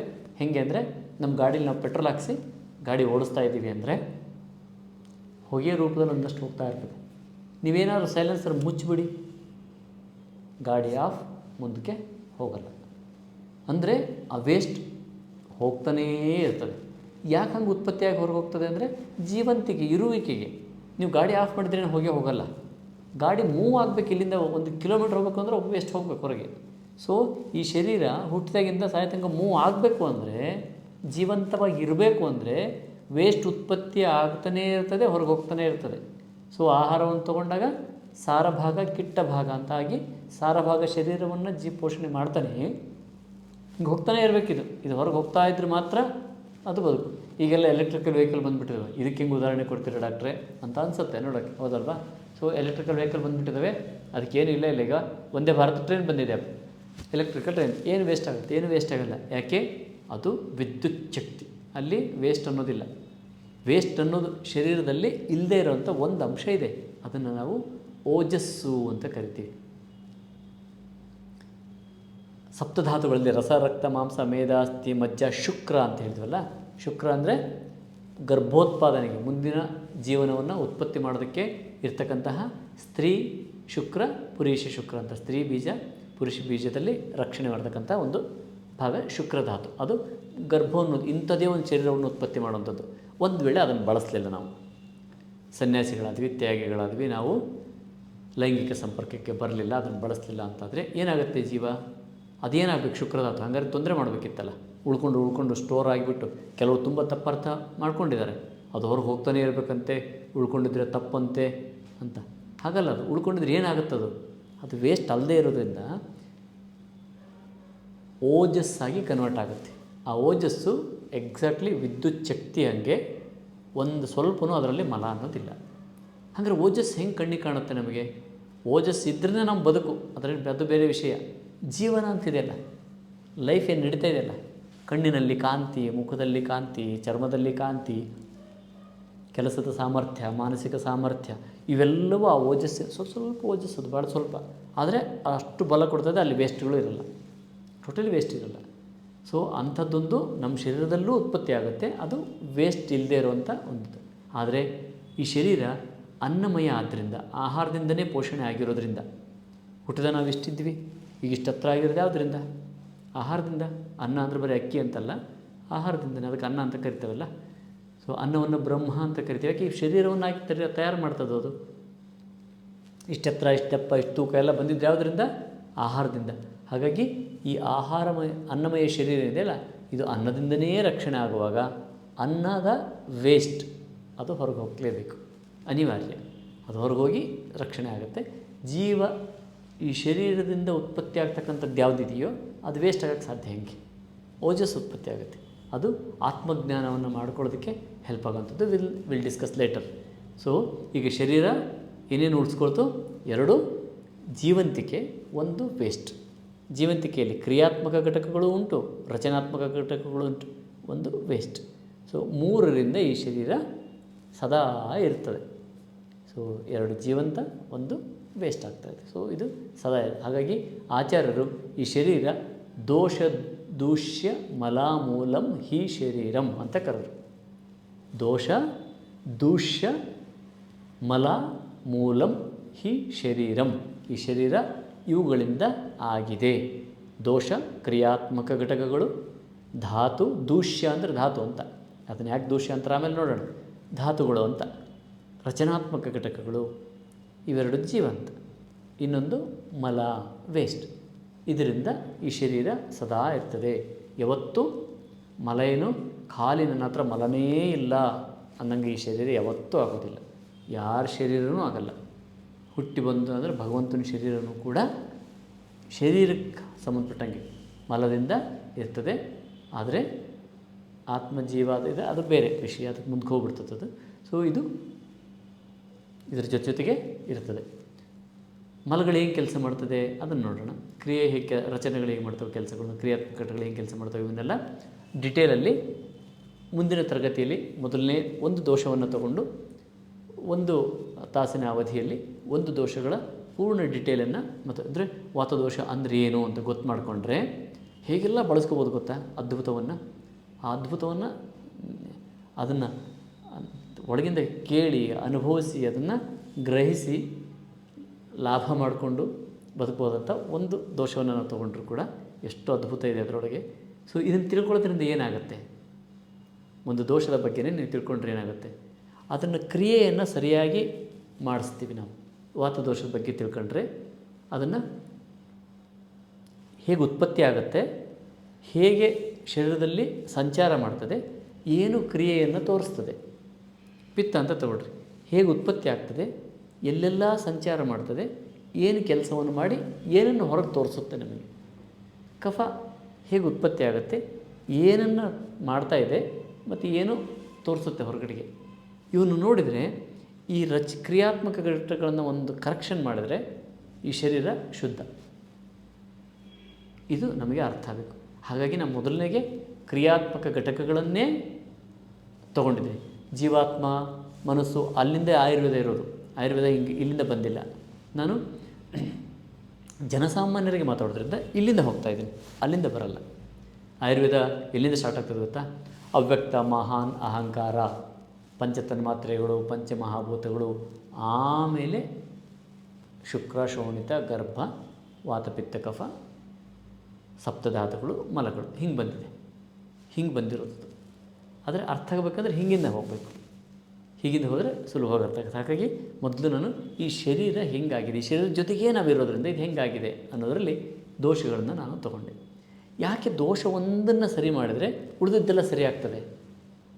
ದೋಷ ಒಂದು ಸರಿ ಮಾಡಿದರೆ ಉಳಿದದ್ದು ಧಾತು ಸರಿ ಆಗ್ತದೆ, ಮಲಗಳ ಸರಿ ಆಗ್ತದೆ, ಮನಸ್ಸು ಸರಿ ಆಗ್ತದೆ, ಜ್ಞಾನ ಸರಿ ಆಗ್ತದೆ, ಆತ್ಮಜ್ಞಾನಕ್ಕೂ ತೊಗೊಂಡೋಗ್ತದೆ. ಸೊ ಕೇವಲ ಕ್ರಿಯಾತ್ಮಕ ಘಟಕಗಳನ್ನ ಹಂಗೆ ಮಾಡಿದರೆ ಆಗುತ್ತಾ? ಎಸ್, ಡೆಫಿನೆಟ್ಲಿ ಆಗ್ತದೆ. ಈ ಕ್ರಿಯಾತ್ಮಕ ಘಟಕಗಳಿಗೆ ಒಂದು ಹೋಲಿಕೆ ಕೊಟ್ಟೆ ನಾನು. ಯಾವುದು? ಧಾರಯಂತಿ ಜಗದ್ದೇಹಂ ಸೋಮ ಸೂರ್ಯ ಅನಿಲಯಥ ಅಂತ. ಸೂರ್ಯ ಚಂದ್ರ ವಾಯುಗಳು ಹೇಗಿದೆಯೋ ಹಾಗೆ ಈ ಪ್ರಕೃತಿ. ಸೂರ್ಯ ಇದ್ದರೆ, ಚಂದ್ರ ಇದ್ದರೆ, ಗಾಳಿ ಇದ್ದರೆ ನೀರು ಬರ್ತದೆ, ಭೂಮಿ ಬೆಳೀತದೆ, ಜೀವಂತಿಕೆ ನೋಡ್ತೀವಿ. ಇದೆಲ್ಲ ಹೆಂಗಿರ್ತದೋ ಹಾಗೆ ಈ ಮೂರುಗಳು ಶರೀರದಲ್ಲಿ ಒಂದು ಮೊನ್ನೆ ಸೈಕ್ಲೋನ್ ಎಲ್ಲ ನೋಡ್ತೀವಿ. ಎಲ್ಲೋ ವಾಯು ಭಾರ ಕುಸಿತ ಆಯಿತು, ಇನ್ನೆಲ್ಲೋ ಮಳೆ ಬಂತು, ಇನ್ನೆಲ್ಲೋ ಗಾಳಿ ಬೀಸ್ತು, ಅದು ಚಂಡಮಾರುತ ಎದ್ದೇಳ್ತು ಅಂತ ಹೆಂಗೆ ನೋಡ್ತೀವೋ ಹಾಗೆ ಶರೀರದಲ್ಲಿ ಚಂಡಮಾರುತಗಳು ಇವತ್ತು ಹೇಳ್ತಾ ಇದೆ. ಅರ್ಥ ಆಗ್ತಾಯಿದೆ ನಿಮಗೆ? ಚಂಡಮಾರುತಗಳು ಹೇಳ್ತಾ ಇದೆ. ಹಾರ್ಟ್ ಅಟ್ಯಾಕ್, ದೊಡ್ಡ ಚಂಡಮಾರುತ ಇಡೀ ಸೃಷ್ಟಿನ ಧ್ವಂಸ ಮಾಡಿ, ಈ ಸೃಷ್ಟಿಯನ್ನು, ಇಡೀ ಸೃಷ್ಟಿಯನ್ನು, ಶರೀರ ಅಂತಕ್ಕಂಥದ್ದೇನು ಜೀವಿತಾವಧಿ ಆಯುಷ್ಯ ಅಂತ ಕರಿತೀವಲ್ಲ, ತುಂಡು ತುಂಡು ಮಾಡಾಕ್ತು. ಏನೇನಿತ್ತು? ಶರೀರ, ಇಂದ್ರಿಯ, ಸತ್ವಾತ್ಮ ಎಲ್ಲೋ ಜೊತೆಗಿದ್ದು ಕತ್ತರಿಸಾಕ್ತು. ಶರೀರ ಇಂದ್ರಿಯ ಸಪ್ರೇಟ್ ಆಯಿತು, ಮನಸ್ಸು ಕಿತ್ಕೊಂಡು ಹೋಯ್ತು, ಜೀವ ಹೊರಗಡೆ ಹೋಯಿತು, ಸಾಯಿಸಿಬಿಡ್ತದಲ್ವ. ಸೊ ವಾಯು ಅಲ್ಲೋಲ ಕಲ್ಲೋಲ ಆದರೆ ಏನೆಲ್ಲ ಆಗುತ್ತೆ ಅಂತ. ಇದನ್ನು ವಾತ ಅಂತ ನಾವು ಗ್ಯಾಸ್ ಅಂತ ಅಂದ್ಕೊಂಡ್ರೆ ಹೇಗ್ರಿ? ಕೆಳಗೆ ಬೇದಿಯಿಂದ ಹೋಗುವಂಥ ಗ್ಯಾಸ್ ಅಂದ್ಕೊಂಡ್ಬಿಟ್ರೆ ಎಷ್ಟು ದೊಡ್ಡ ಕೆಲಸ. ಸೊ ಇದೊಂದನ್ನು ನಾವು ಸರಿ ಇಟ್ಕೊಂಡ್ರೆ heart clear, brain clear, kidney clear first. So ಈ ಮೂರು ಕ್ಲಿಯರ್ ಇದ್ದರೆ ಮೇಜರ್, ಇವು ಮೂರು ಆರ್ಗನ್ಗಳು ತುಂಬ ಮೇಜರ್. ಉಳಿದಂತೆ ಬೇರೆ ಬೇರೆ ಕ್ರಿಯೆಗಳು, ಪೋಷಣೆ ಸಂಬಂಧಪಟ್ಟ ಕ್ರಿಯೆಗಳು ಹೆಂಗೆ ಆಗ್ತವೆ ಅಂತ ಗೊತ್ತಾಗ್ತದೆ. ಹಾಗಾಗಿ ವಾತ ಅನ್ನುವಂಥದ್ದನ್ನು ನಾವು ಬರೀ ಗ್ಯಾಸ್ ಅಂತ ಅಂದ್ಕೊಳೋದಲ್ಲ. ಹಾಗಾಗಿ ಈ ಮೂರನ್ನ ಸರಿಯಾಗಿ ನಾವು ಇಟ್ಕೊಂಡ್ಬಿಟ್ರೆ ಅವು ಈ ಶರೀರವನ್ನು ಸರಿಯಾಗಿ ಸದೃಢವಾಗಿ ಇಡ್ತವೆ. ಈ ಶರೀರ ಸದೃಢವಾಗಿತ್ತು ಅಂದರೆ ಲಕ್ಷಣ, ಒಂದೇ ಒಂದು ಲಕ್ಷಣ ಇದೆ. ಶರೀರ ಸದೃಢವಾಗಿದ್ದರೆ ಅದನ್ನು ಹೆಂಗೆ ಹೇಳ್ಬೋದಪ್ಪ ಅಂದರೆ ಸುಖವಾಗಿರ್ತೀವಿ ಅಂತ. ಆಯುರ್ವೇದದಲ್ಲಿ 2 ಆಯುಗಳನ್ನ ಹೇಳಿದ್ರೆ, ಈಗೇನೆ ಆಯು ಅಂತ ಕರೆದೇವಲ್ಲ, ಆಯುಷ್ಯ, 2 ಆಯುಗಳಿದೆ. ಒಂದು ಸುಖಾಯು, ದುಃಖಾಯು, ಈ ಶರೀರಕ್ಕೆ ಸಂಬಂಧಪಟ್ಟಂಗೆ. ಇನ್ನೆರಡು ಸೃಷ್ಟಿ ಸಮಾಜಕ್ಕೆ ಸಂಬಂಧಪಟ್ಟಂಗೆ ಹಿತಾಯು ಅಹಿತಾಯು ಅಂತ ಹೋಯ್ತವೆ. ಅದು ಇನ್ನು ಕೋಆರ್ಡಿನೇಷನ್ ಸಮಾಜಕ್ಕೆ. ಈ ಶರೀರಕ್ಕೆ ಸಂಬಂಧಪಟ್ಟಂಗೆ ನಾವು ವಿಚಾರ ಮಾಡಿದ್ರೆ 2 ಸುಖಾಯು, ದುಃಖಾಯು. ಸುಖವಾಗಿರ್ಬೇಕು ತಾನೆ ನಾವೆಲ್ಲ. ಆಯು, ಈ ಆಯು ತಂದೆ ತಾಯಿ ಬೀಜದಿಂದ ಏನು ಗರ್ಭಧಾರಣೆ ಅಲ್ಲಿಂದ ಶುರುವಾಗಿದ್ದು ಈ ಶರೀರ ಬಿದ್ದು ಹೋಗೋವರೆಗೂ ಸುಖವಾಗಿ ಇರಬೇಕು. ಇದನ್ನು ಉದ್ದೇಶ. ಇದಕ್ಕೆ ಸುಖಾಯು ಅಂತ ಕರೆದ್ರು. ಸೊ ಇವನ್ನೆಲ್ಲ ತಿಳ್ಕೊಳ್ಳೋದ್ರ ಉದ್ದೇಶ ಏನು? ಸುಖಾಯು. ಏನು ಸುಖ ಅಂದರೆ ಹೆಂಗಿರ್ತದೆ ಸುಖ? ಏನು ಯಾವತ್ತೂ ಪಾಯಸ ತಿಂದಂಗೆ ಇರ್ತದ ಸುಖ? ತಪ್ಪರ್ಥ ಹಂಗೆ ಅಂದ್ಕೊಂಡ್ರಿ. ಯಾವತ್ತು ಲಾಭನೇ ಬರ್ತಿರಲ್ಲ ಸುಖನ. ಯಾವತ್ತು ನಿಮ್ಗೆ ಯಾವತ್ತು ಸೋಲೋದೇ ಇಲ್ಲ. ಎಷ್ಟು ಬೋರ್ ಆಗುತ್ತೆ ಗೊತ್ತಾ ಜೀವನ? ಯಾವತ್ತೂ ಚಾಲೆಂಜೇ ಇಲ್ಲ. ಅಯ್ಯೋ ಏನು ಮಾಡಬೇಕು, ಮಾಡೋದಕ್ಕೆ ಕೆಲಸನೇ ಇಲ್ಲ. ಯಾವತ್ತೂ ಏನೂ ಸಮಸ್ಯೆನೇ ಇಲ್ಲ. ಜೀವನ ಯಾಕಿರ್ತದೆ? ಡಿಪ್ರೆಷನ್ಗೆ ಹೋಗ್ಬಿಡ್ತದೆ. ತುಂಬ ಶ್ರೀಮಂತರು, ಏನೂ ಕೊರತೆ ಇಲ್ಲ, ಏನೂ ಅನುಭವ ಆಗೋಲ್ಲ ಜೀವನದಲ್ಲಿ. ಸಿಕ್ಕಾಬಿಟ್ಟು ಡಿಪ್ರೆಷನ್ಗೆ ಹೋಗ್ಬಿಡ್ತಾರೆ. ಯಾಕೆ? ಹೊಸದೇನೂ ಉತ್ಪತ್ತಿ ಮಾಡ್ತಿಲ್ಲ ಅಂದರೆ ಮನುಷ್ಯ ಹಣ ಏನು ಕೆಲಸ ಮಾಡಲಿಕ್ಕಿಲ್ಲ ಅದಕ್ಕೆ. Let it. ಸುಖ ಅಂದರೆ ಏನು ಅಂತ ನೋಡೋಣ. ಹಾಗಿದ್ರೆ ವಾಸ್ತವದಲ್ಲಿ ಸುಖ ಅಂದರೆ ಏನು? ನೀವೇ ವಿಚಾರ ಮಾಡಿ ನೋಡೋಣ. ನೀವು ಹೇಳ್ಬೋದಾ? ಸುಖ ಅಂದರೆ ಏನು? ಆನಂದವಾಗಿರೋದು, ಸುಖವಾಗಿರೋದು ಅಲ್ಲ. ಅಷ್ಟೇ ಹೇಳ್ಬೋದು. ಆನಂದವಾಗಿರೋದು, ಸುಖವಾಗಿರೋದು. ತನ್ನನ್ನು ತಾನು ಮರ್ತಿರೋದು ಸುಖ. ನೋಡ್ಬೇಕಾರೆ ನಾವು ನಿದ್ದೆಯಲ್ಲಿ ಎಷ್ಟು ಸುಖ ಪಡ್ತೀವಿ, ನಮ್ಮನ್ನು ನಾವು ನೆನ್ಪಿಟ್ಕೊಂಡಿರ್ತೀವಿ. ನಿದ್ದೆಯಲ್ಲಿ ಸುಖವಾಗಿರ್ತೀವಲ್ಲ, ಯಾಕೆ? ತನ್ನನ್ನು ತಾನು ಮರ್ತಿರೋದೇ ಸುಖ. ಎಕ್ಸಾಂಪಲ್ ಇನ್ನೊಂದು ಸ್ವಲ್ಪ ಸುಲಭ ಹೇಳೋಣ. ಈಗ ನನಗೆ ಈ ಬಳ್ಳಿ ಬಗ್ಗೆ ಏನೂ ಗೊತ್ತಿಲ್ಲ, ಮರ್ತೋ ಇಷ್ಟು ತನಕ ಮಾತಾಡ್ತಾ ಇದ್ದೀವಿ ನಾವು. ಇದ್ರ ಬಗ್ಗೆ ಒಂದು ಕ್ಷಣನೂ ಲಕ್ಷ್ಯಕ್ಕೆ ಬಂದಿಲ್ಲ. ನಿಮಗೂ ಕೂಡ ನಿಮ್ಮ ಹೆಬ್ಬೆರಳ ಬಗ್ಗೆ ಲಕ್ಷ್ಯ ಬಂದಿತ್ತೇನು? ಈಗ ನಾನು ಹೇಳ್ತಾ ಇದ್ದೀನಿ, ಏನು ಅನ್ಸುತ್ತೆ ನಿಮಗೆ? ನಿಮ್ಮ ಹೆಬ್ಬೆರಳಿನ ಕಡೆ ಲಕ್ಷ್ಯ ಹೋಯಿತು. ಆ ಬೆರಳು ಹೇಗಿದೆ ಅಂತ ನೋಡ್ಕೋಬೋದು. ಅದು ಅಳ್ಳಾಡ್ತಾ ಇದೆ, ಏನು ಮಾಡ್ತಾಯಿದ್ದು ನೋಡ್ಕೋಬೋದು. ಆದರೆ ಇಲ್ಲಿ ತನಕ ಏನಾಗಿತ್ತು?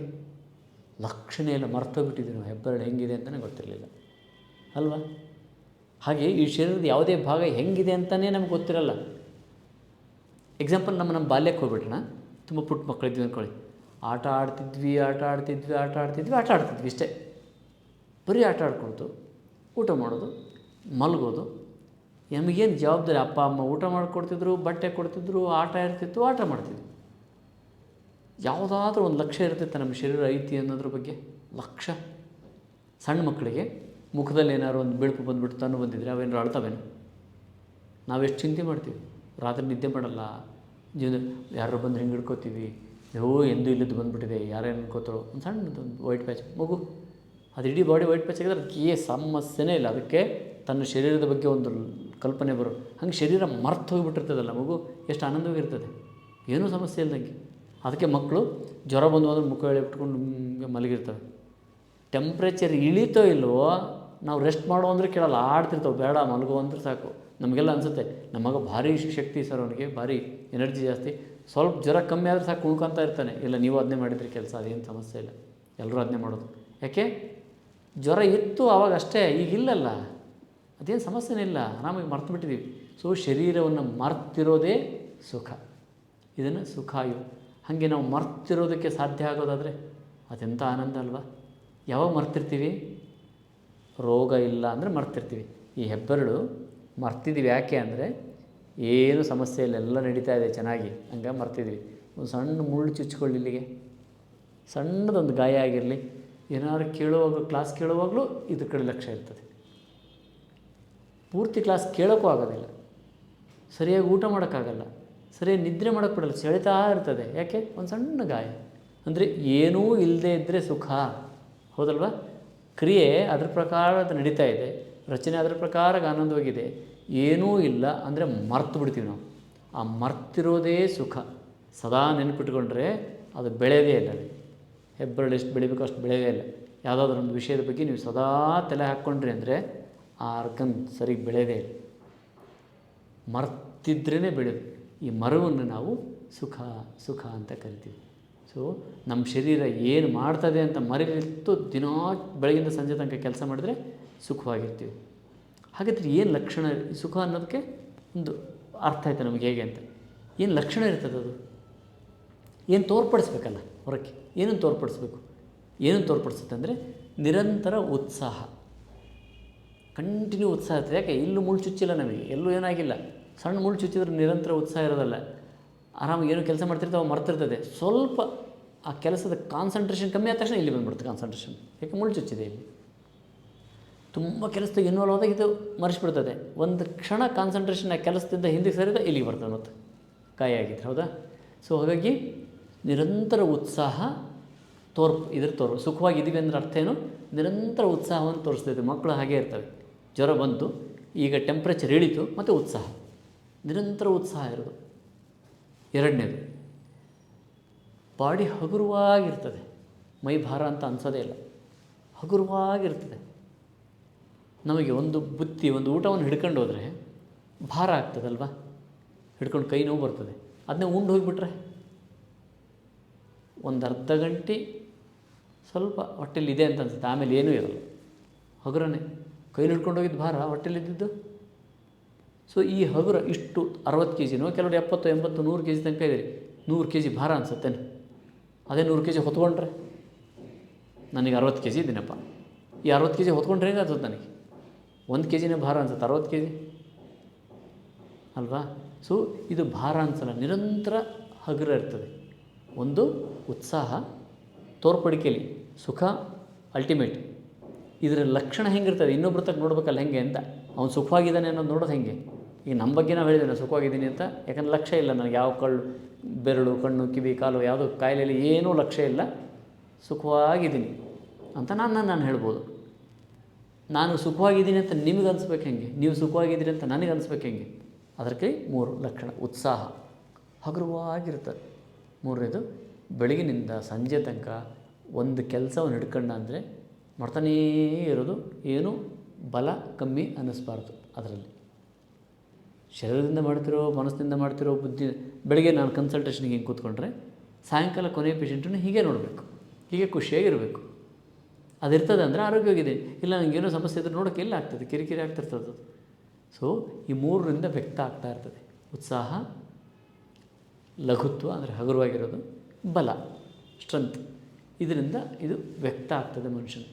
ಇವು ಎಲ್ಲವೂ ಆಗೋದಕ್ಕೆ ಈ ಕ್ರಿಯಾತ್ಮಕ ಘಟಕಗಳು ಸರಿಯಾಗಿ ಕೆಲಸ ಮಾಡ್ತಿರ್ಬೇಕು. ಒಂದು ಕಡೆಯೆಲ್ಲ ಕೆಲಸ ಮಾಡಲಿಲ್ಲ ಅಂದರೆ ಉಳಿದದ್ದೆಲ್ಲ ಹಾಳಾಗೋಗ್ತದೆ. ಹಾಗಾಗಿ ಇದಿಷ್ಟನ್ನು ನಾವು ನೋಡ್ಕೊಂಡ್ವಿ ಅಂದರೆ, ಇದಿಷ್ಟನ್ನು ಸರಿ ಹಿಡ್ಕೊಂಡು ನೋಡ್ಕೋಬೇಕಂದ್ರೆ ಸಣ್ಣ ವಿಷಯನ. ಕಾರ್ ಕರೆಕ್ಟಾಗಿ ಪೆಟ್ರೋಲ್ ಹಾಕಿ ಗಾಳಿ ತುಂಬಿಸಿ ಡ್ರೈವರ್ ಕರೆಕ್ಟಿದ್ದು ಓಡಿಸ್ಬಿಟ್ರೆ ಆರಾಮಾಗಿ ಡೆಲ್ಲಿ ಮುಟ್ತೀವಿ ಅಂತ ನಾನು ಹೇಳ್ದಂಗೆ ಆಯ್ತು ಈಗ. ಆದರೆ ಕಾರ್ ಅಷ್ಟು ಡೆಲ್ಲಿ ಮುಟ್ಟೋದಕ್ಕೆ ಕಾರನ್ನ ಬಿಡಿ ಬಿಡಿ ಭಾಗಗಳನ್ನ ನನಗೆ ತುಂಡಾಗಿ ಒಂದು ಸರಿ ನೋಡಿ, ಎಷ್ಟು ಲಕ್ಷ ಪಾರ್ಟ್ಸ್ ಇರ್ತವೆ ಅದ್ರಿಗೆ. ಒಂದು ಸಣ್ಣ ವಾಷರಿಂದ, ಒಂದು ಸಣ್ಣ ನಟ್ಟಿಂದ, ತುಂಡು ವಯರಿಂದ ಹಿಡಿದು ನೋಡ್ಕೊತ ಹೋದ್ರೆ ಎಷ್ಟಿರ್ತಾವೆ ಅದರೊಳಗೆ. ಬಿಚ್ಚಿಟ್ಟರೆ ನೀವು ಒಂದು ರಾಶಿ ಇರ್ತದೆ. ಪಟ್ಟಿ ಮಾಡಿ ಒಂದು ಇಷ್ಟುದ್ದ ಪಟ್ಟಿ ಮಾಡಬೇಕಾಗ್ತದೆ ಕಾರಲ್ಲಿ ಏನೆಲ್ಲ ಇರ್ತದೆ. ಕಾರ್ ಮ್ಯಾನುಫ್ಯಾಕ್ಚರಿಂಗು ಯಾರಿಗಾರ ನೋಡಿದರೆ ಗೊತ್ತಿದ್ದರೆ, ಒಂದು ಕಾರೇ ಎಷ್ಟಿರಬೇಕಾದ್ರೆ ಈ ಶರೀರ ಎಷ್ಟಿರಬೇಕು.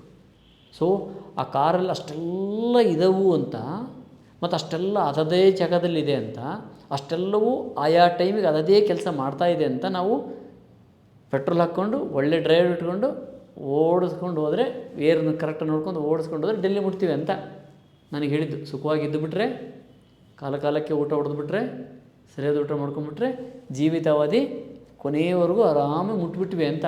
ಆದರೆ ಆರಾಮಾಗಿರೋದ್ರಲ್ಲಿ ಎಷ್ಟಿದ್ದಾವೆ, ಹೆಂಗೆ ಕೆಲಸ ಮಾಡ್ತವೆ, ಇವೇನು ವೈದ್ಯಕೀಯವಾಗಿ ತಿಳ್ಕೊಳ್ಳೋದೇನು ಬೇಡ.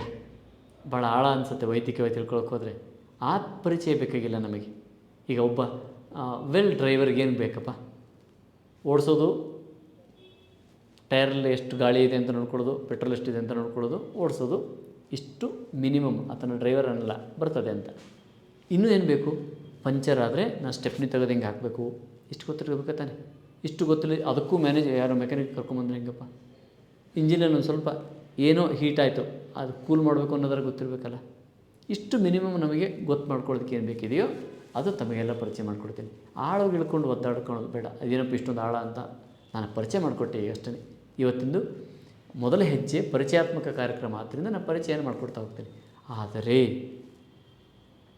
ಅಷ್ಟು ವೈಯರು, ಇಷ್ಟು ನಟ್ಟು, ಇಷ್ಟು ಬೋಲ್ಟು, ಇಂಥ ವಾಷರು, ಇದೆಲ್ಲವೂ ಇದರೊಳಗೆ ಇದ್ದರೂ ಕೂಡ ಅವುಗಳ ಜ್ಞಾನಗಳು ಬೇಕಾಗಿಲ್ಲ. ಅವು ಚೆನ್ನಾಗಿರಬೇಕು ಅಂದರೆ ಏನು ಮಾಡಬೇಕು ಅಂತ ಬೇಕು. ಅದು ಚೆನ್ನಾಗಿರೋದಕ್ಕೆ ಏನು ಮಾಡ್ತೀವೋ ಅದನ್ನು ಮಾಡಿದರೆ ಏನು ಬರ್ತದೆ ಅಂತ ಇದು ಗೊತ್ತಿರಬೇಕು. ಇದನ್ನು ಸ್ವಾಸ್ಥ್ಯ ರಕ್ಷಣೆ, ಇದನ್ನು ಚೆನ್ನಾಗಿ ನೋಡ್ಕೊಳ್ಳಿಲ್ಲ ಅಂದರೆ ಆಸ್ಪತ್ರೆ ಮೇಲೆ ಡಿಪೆಂಡ್ ಆಗ್ತೀವಿ. ಆಸ್ಪತ್ರೆ ಮೇಲೆ ಡಿಪೆಂಡ್ ಆದಾಗ ಅದು ನಮ್ಮ ಕೈಲಿಲ್ಲ. ಒಂದು ನಟ್ಟು ಬಿಚ್ಚಿ ರಿಪೇರಿ ಮಾಡೋಣ, ಕಾರಣ ಏನೋ ಆಗಿದೆ ಇಲ್ಲಿ ಅಂತ ಬಿಚ್ಚಿದ ಮೇಲೆ ನಮ್ಮ ಕೈಲಿಲ್ಲ. ಇನ್ನೊಂದು ನಟ್ಟು ಬಿಚ್ಕೋತದೋ, ಇನ್ನೊಂದು ಕಳಚ್ಕೊಂಡು ಬಿಡ್ತದೋ, ಅಂಟ್ಕೊಂಬಿಟ್ಟಿರ್ತದೋ, ಒಳ ಸುಟ್ಟಿರ್ತದೋ, ಅದು ನಮ್ಮ ಕೈಲಿಲ್ಲ. ಅದು ಹೆಂಗೆ ಬರ್ತದೋ ಹಂಗಂಗೆ ಅಲ್ವಾ? ಹಾಗಾಗಿ ಆಸ್ಪತ್ರೆಗೆ ಹೋದ್ಮೇಲೆ ಅದು ನಮ್ಮ ಕೈಲಿರಲ್ಲ. ನೀವು ಆಸ್ಪತ್ರೆಗೆ ಹೋಗಿ ಸೇರಿಸೋ ತನಕ ಅಷ್ಟೇ ನಿಮ್ಮದು. ಸೇರಿಸಿದ್ಮೇಲೆ ನಿಮ್ಮನ್ನು ಒಳಗೆ ಬಿಟ್ಕೊಳ್ಳಲ್ಲ. ಅಲ್ಲಿ ಒಳಗೆ ಡೋರ್ ಕ್ಲೋಸ್ ಮಾಡ್ಕೊಂಡು ಅಲ್ಲಿ ಇಟ್ಕೊಂಡು ಒಬ್ಬ ಸೆಕ್ಯೂರಿಟಿ ಇರ್ತಾನೆ, ಒಳಗೆ ಬರೋಂಗಿಲ್ಲ. ನಾವು ಮಾಡ್ತೀವಲ್ಲಿ. ಇಲ್ಲಿ ಕುಂತವ್ರಿಗೆ ಸಂಕಟ ಆಗ್ತಿರ್ತದೆ. ನಮ್ಮ ಅಪ್ಪನ ನಮ್ಮನೇ ನೋಡೋಕೆ ಬಿಡಲ್ಲ, ನನ್ನ ಮಗನ ನನ್ನ ನೋಡೋಕೆ ಬಿಡಲ್ಲ. ಒಂದು ಸುಮ್ಮನೆ ಹೋಗಿ ಬಂದುಬಿಟ್ರೆ ಮುಗೀತು ಅಷ್ಟೇ. ಹೆಂಗಿದೆಯಪ್ಪ, ಚೆನ್ನಾಗಿದೆ, ಇಷ್ಟು ನೋಡ್ಕೊಂಬಂದ್ರೆ ಮುಗೀತು. ಅಲ್ಲಿ ಇರೋಕ್ಕೆ ಬಿಡಲ್ಲ. ಯಾಕೆ? ಅದು ಅವ್ರ ಕೆಲಸ. ಮುಂದೆ ಏನು ಮಾಡ್ಬೇಕು, ಅದು ಅವ್ರ ಕೆಲಸ. ಬೇಕಾದು ಬೇಡಲ್ವ? ಆಸ್ಪತ್ರೆ ರಹಿತವಾಗಿ, ಆನಂದವಾಗಿ, ಸುಖವಾಗಿ, ಖುಷಿಯಿಂದ, ಹಗುರವಾಗಿ, ನಮ್ಮನ್ನು ನಾವು ಮರೆತು ನಿರಂತರ ಬಲವಾಗಿ ಉತ್ಸಾಹದಿಂದ ಇರೋದು ಬೇಕು ಅಂದರೆ ಆಯುರ್ವೇದ ಜೀವನ ತರಬೇತಿ ಬೇಕು. ಇದು ಎಲ್ಲರೂ ಇದ್ರ ಕಡೆ ಗಮನ ಕೊಡ್ತೀವಿ. ಆದ್ದರಿಂದ ನಾನು ಇಷ್ಟೊತ್ತು ಇದ್ರ ಬಗ್ಗೆ ಹೇಳಬೇಕಾಗಿ ಬಂತು. ಇದನ್ನೇ ತಿಳ್ಕೊಬೇಕಾಗಿರೋದು ಎಲ್ರಿಗೂ. ನನಗೇನು ಸಿಗುತ್ತೆ ಅಂತಲೇ ಅಲ್ವಾ ಇವತ್ತಿನ ಜಗತ್ತಿಗೆ ನನಗೇನು ಸಿಗುತ್ತೆ, ನೆಕ್ಸ್ಟ್ ಬಂದರೆ ನನ್ನ ಕುಟುಂಬಕ್ಕೆ ಏನು ಸಿಗ್ತದೆ. ಇಷ್ಟು ವೈಯಕ್ತಿಕ ಮಟ್ಟಕ್ಕೆ ನಾವು ಸೀಮಿತ ಆಗಿದ್ದೀವಿ. ಅದು ತಪ್ಪು ಸರಿ ಅನ್ನೋ ಪ್ರಶ್ನೆ ಇಲ್ಲ. ಅದಷ್ಟು ಸೀಮಿತ ಆಗಿದ್ದೀವಿ. ಅದು ನಮ್ಮ ಜವಾಬ್ದಾರಿ, ಕರ್ತವ್ಯ ಮತ್ತು ನಮ್ಮ ಪ್ರೀತಿ. ಹಾಗಾಗಿ ಇಷ್ಟು ನೋಡ್ಕೊಳ್ಳೋದು ನಮ್ಮದು, ನನ್ನದು, ನನ್ನ ಕುಟುಂಬ. ಸೊ ನಾವು ನಮ್ಮ ಕುಟುಂಬವನ್ನು ಸಂರಕ್ಷಣೆ ಮಾಡ್ಕೊಳ್ಳೋದಕ್ಕೆ ಏನು ಬೇಕೋ ಅದರ ಡೀಟೇಲ್ಸನ್ನು ಈ ಬಗ್ಗೆ ಸ್ವಲ್ಪ ಪರಿಚಯ ಮಾಡಿಕೊಟ್ಟೆ. ಇದ್ರ ಮುಂದಿಂದು ನಿಜವಾದ ಜೀವನ ಎಲ್ಲರೂ ಹೇಳ್ತೀರಿ, ಎಲ್ಲರೂ ಕೇಳ್ತೀರಿ, ಎಲ್ರಿಗೂ ಗೊತ್ತು. ಗಂಡ ಹೆಂಡತಿ ಎಷ್ಟು ಪ್ರೀತಿ, ಎಷ್ಟು ಜೀವನದ ಜೊತೆ ಇದ್ದೀವಿ ಅಂದರು. ಒಬ್ರು ಯಾರಾದರೂ ಹೋದ್ವಿ ಅಂದರೆ ಸ್ಮಶಾನ ತನಕ ಅವ್ರನ್ನ ಕಳಿಸಿ ಮತ್ತೆ ವಾಪಸ್ ಬರ್ತೀವಿ ಹೊರತು ಅವ್ರ ಜೊತೆಗೆ ಹೋಗಲ್ಲ. ಯಾಕೆ? ಜೀವ ಇಂಡಿವಿಜುವಲ್. ನೀನು ಎಷ್ಟರ ಅಂಟ್ಕೋ, ಅಪ್ಪ ಅಮ್ಮ ತಂದೆ ತಾಯಿ ಮಕ್ಕಳು ಹೆಂಡತಿ ಯಾರ ಜೊತೆ ಎಷ್ಟರೂ ಪ್ರೀತಿ ಬೆರ್ತರು, ನಿನಗೆ ದುಃಖ ಪಡ್ಬೋದು, ನೀನು ಅಷ್ಟೇ ಹೋಗಲ್ಲ ಅದ್ರ ಜೊತೆಗೆ. ಯಾಕೆ? ಅದರ ಪ್ರಯಾಣ ಇಂಡಿವಿಜುವಲ್. ಇವತ್ತೂ ಸತ್ಯ ಏನಂದರೆ ಇದರ ಪ್ರಯಾಣ ಇಂಡಿವಿಜುವಲ್. ನೀವೆಷ್ಟೇ ಜನ ಎಷ್ಟೇ ಹೆಂಗೆ ಅಂದ್ಕೊಳ್ಳಿ, ನೀವು ಹೆಂಡತಿ ಮಕ್ಕಳನ್ನ ಪ್ರೀತಿಯಿಂದ ನೋಡ್ಕೊಳ್ಳೋಣ, ಅವ್ರಿಗೆ ಬೇಕಾದಷ್ಟು ರಕ್ಷಣೆ ಕೊಡೋಣ, ಅವ್ರಿಗೆ ಬೇಕಾದ ಸವಲತ್ತು ಕೊಟ್ಟು ಬೆಳೆಸೋಣ, ಅವ್ರ ಖುಷಿ, ಅವ್ರ ಬೆಳವಣಿಗೆಯಲ್ಲಿ, ಅವರ ಸಕ್ಸಸ್ಸಲ್ಲಿ ನಾವು ಆನಂದ ಪಡೋಣ. ಅವರೆಷ್ಟು ಬೆಳೆದ್ರೂ ಖುಷಿ ಅದು ಪಡೋಣ. ಅಂಟ್ರೊಳಗೆ ಬರೋದೇ ಇಲ್ಲ. ಹ್ಞೂ ಅಂದರೂ ಬರಲ್ಲ, ಹ್ಞೂ ಅಂದರೂ ಬರಲ್ಲ. ಮಗನಿಗೆ ಬಂದ ಜ್ವರನ ಅಪ್ಪ ಅಮ್ಮ ತೊಗೊಳಕ್ಕೆ ಬರಲ್ಲ, ಅಪ್ಪ ಅಮ್ಮ ಬಂದ ಜ್ವರನ ಮಕ್ಕಳು ತೊಗೊಳಕ್ಕೆ ಬರಲ್ಲ. ಅದರದ್ದೇ ಜೀವನ ಅಲ್ವಾ? ಹಾಗಾಗಿ ಇದು ಇಂಡಿವಿಜುವಲ್ ಜರ್ನಿ. ಆದ್ದರಿಂದ ಇದರಲ್ಲಿ ಏನೂ ತಪ್ಪಿಲ್ಲ. ಇದ್ರ ಬಗ್ಗೆನೇ ಹೆಚ್ಚು ತಿಳ್ಕೊಂಡು ನಮ್ಮ ಬಗ್ಗೆ ನಾವು ತಿಳ್ಕೊಳ್ಳಿಲ್ಲ ಅಂದರೆ ಮುಂದಿನ ಹೆಂಗೆ ತಿಳ್ಕೊತೀರ? ಇದು ಹೆಚ್ಚು ಇಂಪಾರ್ಟೆಂಟ್. ಹಾಗಾಗಿ ಇದ್ರ ಬಗ್ಗೆ ನಾವು ತಿಳ್ಕೊಳ್ಳೇಬೇಕಾಗಿತ್ತು, ಅದರ ಪರಿಚಯ. ಇದನ್ನು ಮಾಡಿದ ಮೇಲೆ ಇದೆಲ್ಲದೂ ಸರಿಯಪ್ಪ, ಆರೋಗ್ಯವಾಗಿದ್ದೀನಿ, ಆಸ್ಪತ್ರೆ ರಹಿತ ಜೀವನ ಸೇರಿಕೊಂಡು ಮಲ್ಲಿಕಾರ್ಜುನ ಡಂಬಳ ಸರ್ ಭಾಳ ಹೇಳ್ಕೊಂಡು ಹೀಗೆಲ್ಲ ಫಾಲೋ ಮಾಡಿದ್ರು, ಫಾಲೋ ಮಾಡಿದ್ವಿ, ತುಂಬ ಆರೋಗ್ಯವಾಗಿದ್ವಿ. What next? ನಾವು ಸುಖಾಯು ಇದ್ದೀವಿ, ದುಃಖಾಯು ಆಗಿಲ್ಲ ಅಲ್ವಾ? ಆಯು ದುಃಖಕ್ಕಾಗಿಲ್ಲ, ಸುಖವಾಗಿದ್ದೀವಿ. ಮುಂದೆ ವಾಟ್ ನೆಕ್ಸ್ಟ್? ಆರೋಗ್ಯ ಇರೋದೇ ಜೀವನದ ಗುರಿನಾ? ಹೆಂಗಂದ್ರೆ ಇದು ಒಂದು ದಿವಸ ಸತ್ತೋಗ್ತದೆ, ನಸಿಸ್ತೀವಿ. ಆದರೆ ಆರೋಗ್ಯ ಇರೋದೇ ಜೀವನದ ಗುರಿನಾ? ಆಯುರ್ವೇದ ಅದಕ್ಕೆ ಹೇಳ್ತದೆ, ಸುಖಾಯು ದುಃಖಾಯು. ಇದು ಪರ್ಸ್ನಲ್. ಮುಂದಿಂದ ಬಂತು. ಇದು ಇದ್ದರೆ, ಸುಖಾಯು ಇದ್ದರೆ ಏನಾಗುತ್ತೆ? ಹಿತಾಯು ಅಹಿತಾಯು, ಇದನ್ನೆರಡು ಹೇಳಿದ್ದಾರೆ. ಇದು ನಾವು ಸಮಾಜಕ್ಕೆ ಅಥವಾ ನಾವು ಮಕ್ಕಳಿಗೆ, ನಾವು ಹೆಂಡತಿಗೆ, ನಾವು ತಂದೆಗೆ, ನಾವು ತಾಯಿಗೆ, ನಾವು ಸಮಾಜಕ್ಕೆ ಮಾಡ್ತಕ್ಕಂಥದ್ದು ಹೆಂಗಿರಬೇಕು ಅನ್ನೋದನ್ನು ಇದು ಹೇಳ್ತದೆ. ಇದು Ayurveda. Beauty of Ayurveda is this. ನೋಡಿ, ಬರೀ ಇದನ್ನಷ್ಟೇ ನೋಡ್ಕೊಂಡು ಕೂತ್ಕೊಂಡು ನನಗೆ ಈ ಪ್ರೋಟೀನ್ ತಿಂದರೆ ಇದು ಬರ್ತದೆ, ಇದನ್ನು ತಿಂದರೆ ಅದು ಬರ್ತದೆ, ಎಷ್ಟು ಕಡಿಮೆ ಮಟ್ಟದಲ್ಲಿ ನಿಂತುಬಿಡ್ತೀವಿ. ಸುಖವಾಗಿದ್ದಾದ ಮೇಲೆ ವಾಟ್ ನೆಕ್ಸ್ಟ್? ಅದಷ್ಟೇ ಉದ್ದೇಶ. ಅನ್ನೋದಕ್ಕಿದ್ದುಬಿಟ್ರೆ ಮುಗಿದೋಯ್ತಾ? ಚೆನ್ನಾಗಿ ತಿಂದ್ಕೊಂಡು ಉಂಟ್ಕೊಂಡು ಆರಾಮಾಗಿದ್ದುಬಿಟ್ರೆ ಆರೋಗ್ಯ ಸುಖ ಮುಗಿದೋಯ್ತಾ? ಹಿತಾಯು ಅಹಿತಾಯು. ನಾವೊಂದೊಂದು ಶಬ್ದ ಹೇಳ್ತೀನಿ, ಹಾಗೆ ಕೇಳಿ. ಭಾಳ ಜೀವಹಿತದ ಮನುಷ್ಯಪಾತ ಅಂತ ಹೇಳ್ತೀವಿ, ಸುಖದ ಮನುಷ್ಯ ಅನ್ನಲ್ಲ. ನಾನು ಹಿತವಾಗಿರ್ತೀನಿ ಅಂತ ಹೇಳ್ಬೋದು ನಿಮ್ಮ ಜೊತೆಗೆ, ನಿನ್ನ ಜೊತೆ ಸುಖವಾಗಿರ್ತೀನಿ ಅಂತ ಬಳಸೋಕ್ಕೆ ಬರಲ್ಲ ಪದನ ಹೆಂಗೆ ಬೇಕಂಗೆ ಅಲ್ವಾ? ಅದನ್ನು ಕುಟುಂಬಕ್ಕೆ ಸಂಬಂಧಪಟ್ಟಂಗೆ ಬಳಸ್ಕೋಬೋದು, ಹೆಂಡತಿ ಜೊತೆ ಮಕ್ಕಳ ಜೊತೆಗೆ ಹಿಂಗೆ ಬಳಸ್ಕೋಬೋದು. ಸುಖವಾಗಿ ನಾನು ಹಿತವನ್ನು ಕೊಡ್ತೀನಿ ನಿನಗೆ ಅಂತ ಹೇಳ್ಬೋದು, ಸುಖವನ್ನು ಕೊಡ್ತೀನಿ ಅಂತ ಹೇಳಕ್ಕೆ ಬರಲ್ಲ. ಸುಖ ಆದರೆ ಅವಳು ಇಂಡಿವಿಜುವಲ್, ಅದು ಹಿತವಾಗಿರ್ತೀನಿ ಅಂತ. ಸೊ ಜಗದ್ಹಿತಾಯ ಚ ಅಂತ ವಿವೇಕಾನಂದರು ಕರೆದ್ರು. ಆತ್ಮನೋ ಮೋಕ್ಷಾರ್ಥಂ ಜಗತ್ ಹಿತಾಯ ಚ. ಆತ್ಮ ಇರೋದು ಅದಕ್ಕೆ, ನಾವು ಬಂದಿರೋದು ಅದಕ್ಕೆ ಅಂತ. ನಾವು ಬಂದಿರೋದು ಮೋಕ್ಷಾರ್ಥಂ, ನಾವು ಮೋಕ್ಷವನ್ನು ಗಳಿಸ್ಬೇಕು, ಅದಕ್ಕೆ ಬಂದಿರೋದು ಮನುಷ್ಯರಾಗಿ, ಇನ್ನದಕ್ಕೂ ಅಲ್ಲ. ಅದ್ರ ಜೊತೆಗೆ ಮತ್ತೆ ಏನಕ್ಕೆ ಬಂದಿದ್ದೀವಿ? ಜಗತ್ ಹಿತಾಯ ಚ, ಜಗತ್ತಿಗೆ ಹಿತವನ್ನು ಮಾಡಬೇಕು ಅಂತ. ಸುಖ ಯಚ ಅನ್ನಲಿಲ್ಲ.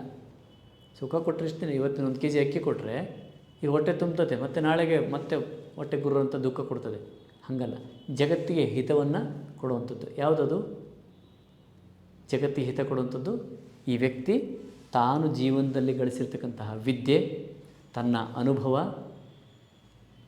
ತನ್ನ ಜೀವಿತ ಅವಧಿಯಲ್ಲಿ ಇನ್ನೊಬ್ಬರಿಗೆ ಕೊಡುವಂಥದ್ದು. ಅದರಿಂದ ಅವ್ರ ಜೀವಿತ ಅವಧಿ ಉನ್ನತಗೊಳ್ಳುವಂಥದ್ದು. ಅದನ್ನು ಮಾಡೋದು ಯಾವುದಿದೆಯೋ ಇದನ್ನು ಹಿತ ಅಂತ ಕರಿತೀವಿ. ನಾನು ಭಾಳ ಆರೋಗ್ಯವಾಗಿದ್ದೀನಿ, ಸದೃಢವಾಗಿದ್ದೀನಿ, ಜಗತ್ತಿಗೆಲ್ಲ ಕೆಟ್ಟದ್ದು ಮಾಡ್ತೀನಿ ಅಂದರೆ ಇವನು ಏನಕ್ಕೆ ಇರಬೇಕು ಆ ಜಗತ್ತಲ್ಲಿ? ಅವನಿಗೆ ತೆಗೆದುಹಾಕೋದು ಬೆಸ್ಟ್. ಆ ಜಗತ್ತಿನಿಂದ ತೆಗೆದುಹಾಕ್ತೀವಲ್ಲ, ಉಗ್ರ ಮಾಡೋದು ಹೊಡೆದಾಕ್ಬಿಡ್ತಾರೆ ಡಮ್ ಅಂತ. ಯಾಕೆ? ಅವನು ಜಗತ್ತಿಗೆ ಅಹಿತವನ್ನು ಉಂಟು ಮಾಡ್ತಾನೆ, ಅವನು ಹಿತವನ್ನು ಉಂಟು ಮಾಡಲ್ಲ. ಸೊ ಅಹಿತವನ್ನು ಉಂಟು ಮಾಡೋದಾದರೆ ಅವನು ಎಷ್ಟು ಆರೋಗ್ಯ ಇದ್ದರೂ ತೊಗೊಂಡೇನು ಮಾಡಬೇಕು ಆ ಶರೀರಕ್ಕಲ್ವಾ? ಈ ಜಗತ್ತಿಗೆ ಉಪಯೋಗ ಇಲ್ಲ ಅಂತ. ಏನಕ್ಕೂ ಉಪಯೋಗ ಇಲ್ಲ. ಹೋಗ್ತಾ ಇರಲಿ ಮುಂದೆ, ಮತ್ತೊಂದು ಸಲ ಇನ್ನೊಂದು ಶರೀರ ತಗೊಂತ ಕರೆಕ್ಟಾಗಿ ಬಾ ನೀನು ಅಂತ. ಸೊ ಹಿತತ್ವವನ್ನು ಕೊಡೋದು ಇದೆಯಲ್ಲ, ಇದು ಪ್ರತಿಯೊಬ್ಬರ ಕರ್ತವ್ಯ. ಹಿತ ಕೊಟ್ಟರೆ ಏನಾಗುತ್ತೆ? ಜಗತ್ತಿಗೆ ನಾವು ಹಿತವನ್ನು ಹೇಳ್ತಾ ಹೋದರೆ ಏನಾಗ್ತದೆ, ನಮ್ಮಲ್ಲಿ ಏನಾಗ್ತದೆ ಅಂತ. ಜಗತ್ತಿಗೆ ಹಿತವನ್ನು ಮಾಡೋ ಹೋಗೋದ್ರಿಂದ ಇಲ್ಲೇನಾಗ್ತದೆ ಅಂತ. ಜಗತ್ತಿಗೆ ಹಿತವನ್ನು ಮಾಡೋದ್ರಿಂದ ಈಗ ಈ ಶರೀರಕ್ಕೆ ಸುಖವನ್ನು ಆದಮೇಲೆ ನಾವು ಹಿತವನ್ನು ಮಕ್ಕಳಿಗೆ, ತಂದೆಗೆ, ತಾಯಿಗೆ, ಹೆಂಡತಿಗೆ ಹಿತವನ್ನು ಬಯಸ್ತಾ ಹೋಗ್ತೀವಿ. ಅವಾಗೇನಾಗ್ತದೆ? ನಂಬುದು ಆಗ್ತದೆ. ನಾವು ಯಾವುದನ್ನು ಹಿತ ಬಯಸ್ತೀವೋ ಅದು ನಮ್ಮದು. ಏನೇ ನಾವು ಹಿತ ಬಯಸ್ತೀವಿ, ಇದಕ್ಕೆ ಹಿತ ಬಯಸೋದು ಬಿಡಿಸಲ್ಲ ನಾವು ನಮ್ಮಲ್ಲಿ. ಯಾಕೆ? ಇದು ನಮ್ಮದು. ಅದಕ್ಕೆ ಹಿತವಾಗಿ ನೋಡ್ಕೋತೀವಿ ಅದನ್ನು, ಅಲ್ವಾ? ಸೊ ಇದನ್ನು ಹಿತವಾಗಿ ಯಾಕೆ ನೋಡ್ಕೋತೀವಿ? ಇದು ನಮ್ಮದು. ಈಗ ಇನ್ನೊಬ್ಬರನ್ನ ಹಿತವಾಗಿ ನೋಡ್ಕೊಳ್ಳೋಕೆ ಅವ್ರು ನನ್ನವರು. ಬಸವಣ್ಣವ್ರು ಹೇಳಿದ್ರಲ್ಲ, ಇವನಾರವ ಎನ್ನದಿರಯ್ಯ, ಇವ ನಮ್ಮವ ಎನ್ನಿರಯ್ಯ ಅಂತ. ಸೊ ಈಗ ಇದು ಒಂದೊಂದು ವಿಷಯದಲ್ಲಿ ಒಬ್ಬೊಬ್ಬರಿಗೆ ಜ್ಞಾನ ಇದೆ, ಒಂದೊಂದು ವಿಷಯದಲ್ಲಿ ಒಬ್ಬರು ತೃಪ್ತಿಯಾಗಿ ಹೊಂದಿದ್ದಾರೆ. ನಾನು ಆವಾಗಲೇ ಹೇಳಿದೆ, ಆಯುರ್ವೇದದಿಂದ ನಾನು ತುಂಬ ತೃಪ್ತಿಯಾಗಿದ್ದೇನೆ. ಇದನ್ನೇನು ಮಾಡ್ಬೋದು? ಇನ್ನೊಬ್ಬರು ತೃಪ್ತಿಯಾಗಿರೋದು ಹೇಗೆ? ಅವ್ರಿಗೆ ಕೊಡೋಣ, ಹೌದಲ್ವಾ? ಸಿರಿ ಬಂದಾಗ ಕರೆದು ದಾನವ ಮಾಡು ಅಂತ ಹೇಳಿದ್ರಲ್ಲ, ಹಾಗೆ ಅವ್ರು ಸುಖವಾಗಿರಲಿ ಅಂತ ಮಾಡ್ತಾ ಹೋದಂಗೆ ನಮ್ಮದು ಮನಸ್ಸು ವಿಸ್ತಾರ ಆಗ್ತಾ ಇಡೀ ವಿಶ್ವವೇ ನಮ್ಮದು ಆಗುತ್ತೆ. ಆಮೇಲೆ ಇಡೀ ವಿಶ್ವವೇ ನಾವು ಆಗ್ತೀವಿ. ಆ ನಾವಾಗೋದನ್ನೇ ವಿವೇಕಾನಂದ ಹೇಳಿದ್ದು ಮೋಕ್ಷ ಅಂತ. ಅದಾಗೋದಕ್ಕೆ ಅಂದರೆ ಇನ್ನೊಬ್ಬರಿಗೆ ಹಿತವನ್ನು ಬಯಸಲೇಬೇಕು ನಾವು. ಇನ್ನೊಬ್ಬರಿಗೆ ಪಕ್ಕದ ಮನೆ ಕೆಟ್ಟದ್ದಾಗಲಿ ಅಂತ ಬಯಸಿ ನೀನು ಸುಖವಾಗಿರೋದಕ್ಕೆ ಅಥವಾ ನೀನು ಉದ್ಧಾರ ಆಗೋದಕ್ಕೆ ಸಾಧ್ಯನೇ ಇಲ್ಲ. ಯಾಕೆ? ನೀನು ಬಯಸ್ತಾ ಇರುತ್ತೆ ಕೆಟ್ಟದನ್ನು. ನಿಮ್ಮ ಶರೀರ ಒಳಗೇನಾಗಿರುತ್ತೆ? ಮನಸ್ಸು ಕೆಟ್ಟದಾಗಿ ಯೋಚನೆ ಮಾಡಿರಲೇಬೇಕಲ್ಲ. ಕೆಟ್ಟದಾಗಿ ಯೋಚನೆ ಮಾಡುವಂಥ ಮನಸ್ಸು ಒಳ್ಳೆಯದನ್ನು ಮಾಡೋಕ್ಕೆ ಸಾಧ್ಯನಾ? ಅಂದರೆ ಯಾರಿಗಲ್ಲ, ನನಗೆ ಒಳ್ಳೆಯದನ್ನು ಮಾಡ್ಕೊಳ್ಳೋಕ್ಕೆ ಸಾಧ್ಯನಾ? ಇಲ್ಲ ಅಲ್ವಾ? ಹಾಗಾಗಿ ಆಯುರ್ವೇದ ಹಿತಾಯು ಕೇವಲ ಸುಖವನ್ನು ಹೇಳಲೇ ಇಲ್ಲ. ಸುಖಾಯು ಹಿತಾಯು ಇದೆರಡೂ ಇದ್ದರೆ ಜೀವನ ಅಂತ. ದುಃಖಾಯು ಇರಬಾರ್ದು, ಅಹಿತಾಯು ಇರಬಾರ್ದು. ದುಃಖಾಯು ಇರಬಾರ್ದು ಅಂತಲೇ ನಾನು ನಿಮ್ಮ ಹತ್ರ ಆಸ್ಪತ್ರೆ ರಹಿತ ಜೀವನದ ಈ ಸಂದೇಶವನ್ನು ತೊಗೊಂಡು ಬಂದಿದ್ದೀನಿ. ದುಃಖಾಯುಗಳು ಯಾರೂ ಇರಬಾರ್ದು ಜಗತ್ತಿನಲ್ಲಿ. ರಿಪೇರಿ ಮಾಡ್ಕೋತ ಕೂತ್ಕೋಬಾರ್ದು. ಹಿತವಾಗಿರಬೇಕು, ಸುಖವಾಗಿರ್ಬೇಕು. ಎಲ್ಲರೂ ಸುಖವಾಗಿರಬೇಕು. ಸುಖ ದುಡ್ಡಿಂದ ಸಿಗಲ್ಲ, ಸುಖ ಅದರಿಂದ ಸಿಗಲ್ಲ. ಸುಖ ಸಿಗೋದೇ ಇದನ್ನು ಮರೆತರೆ. ಇದು ಮರೆಯೋದಕ್ಕೆ ಆರೋಗ್ಯದಿಂದ ಇದ್ದರೆ ಮಾತ್ರ ಇದನ್ನು ಮರೆಯೋದಕ್ಕೆ ಸಾಧ್ಯ. ಒಂದು ಮುಳ್ಳು ಚುಚ್ಚಿರೋ ಇದನ್ನು ಮರೆಯೋಕ್ಕಾಗಲ್ಲ. ಸೊ ಸುಖವಾಗಿರಬೇಕು ಅಂದರೆ ಇದನ್ನು ಮರಿಬೇಕು ಅಂದರೆ ಇದು ಆರೋಗ್ಯವಾಗಿರಬೇಕು. ಆರೋಗ್ಯವಾಗಿದ್ದರೆ ಎಲ್ಲರೂ ಸುಖವಾಗಿ ಇರ್ತೀವಿ ಅಂತ. ಈ ಸುಖವಾಗಿ ಇರೋದಕ್ಕೆ ನಮ್ಮ ಪ್ರಯತ್ನ ಆಸ್ಪತ್ರೆ ರಹಿತ ಜೀವನ. ಮತ್ತು ಇದರಲ್ಲಿ ಹಿತವಾಗಿರೋದು ಹೇಗೆ ಅಂತ ಆಯುರ್ವೇದ ಹೇಳ್ತದೆ. ಅದಕ್ಕೆ ಸ್ವಲ್ಪ ಪಾರ್ಟಲ್ಲಿ ಅದನ್ನು ಹೇಳಿದ್ದೀನಿ. ಅದು ಸ್ವಲ್ಪ ಪಾರ್ಟಲ್ಲೇ ಆಗ್ತದೆ. ಆದರೆ ಪ್ರಧಾನವಾದ ಕೆಲಸ, ಅದು ತುಂಬ ಮುಖ್ಯವಾದ ಕೆಲಸ. ನಾವು ಇದರ ಜೊತೆಗೆ ಇದ್ದರೆ ಭಾಳ ಸಣ್ಣದು ಸ್ವಾರ್ಥ ಅಷ್ಟಕ್ಕೆ ಮುಗೀತದೆ. ಆದರೆ ಪ್ರಧಾನವಾದ ದೊಡ್ಡ ಕೆಲಸ ಅಂದರೆ ಹಿತವಾಗಿ ಎಲ್ಲರೂ ಇರುತ್ತದೆ. ಕೊನೆಯದಾಗಿ, ಒಬ್ಬ ವೈದ್ಯ ಹೃದ್ರೋಗವನ್ನು ಚಿಕಿತ್ಸೆ ಮಾಡ್ತಕ್ಕಂಥ ಒಬ್ಬ ವೈದ್ಯ ಇದ್ದರೆ ಆತನ ಕರ್ತವ್ಯ ಏನು ಅಂದರೆ ಜಗತ್ತಿನಲ್ಲಿ ಹೃದ್ರೋಗಿಗಳು ಆಗಬಾರ್ದು ಅಂತ ನೋಡ್ಕೊಳ್ಳೋದು ಆತನ ನಿಜವಾದ ಕರ್ತವ್ಯ.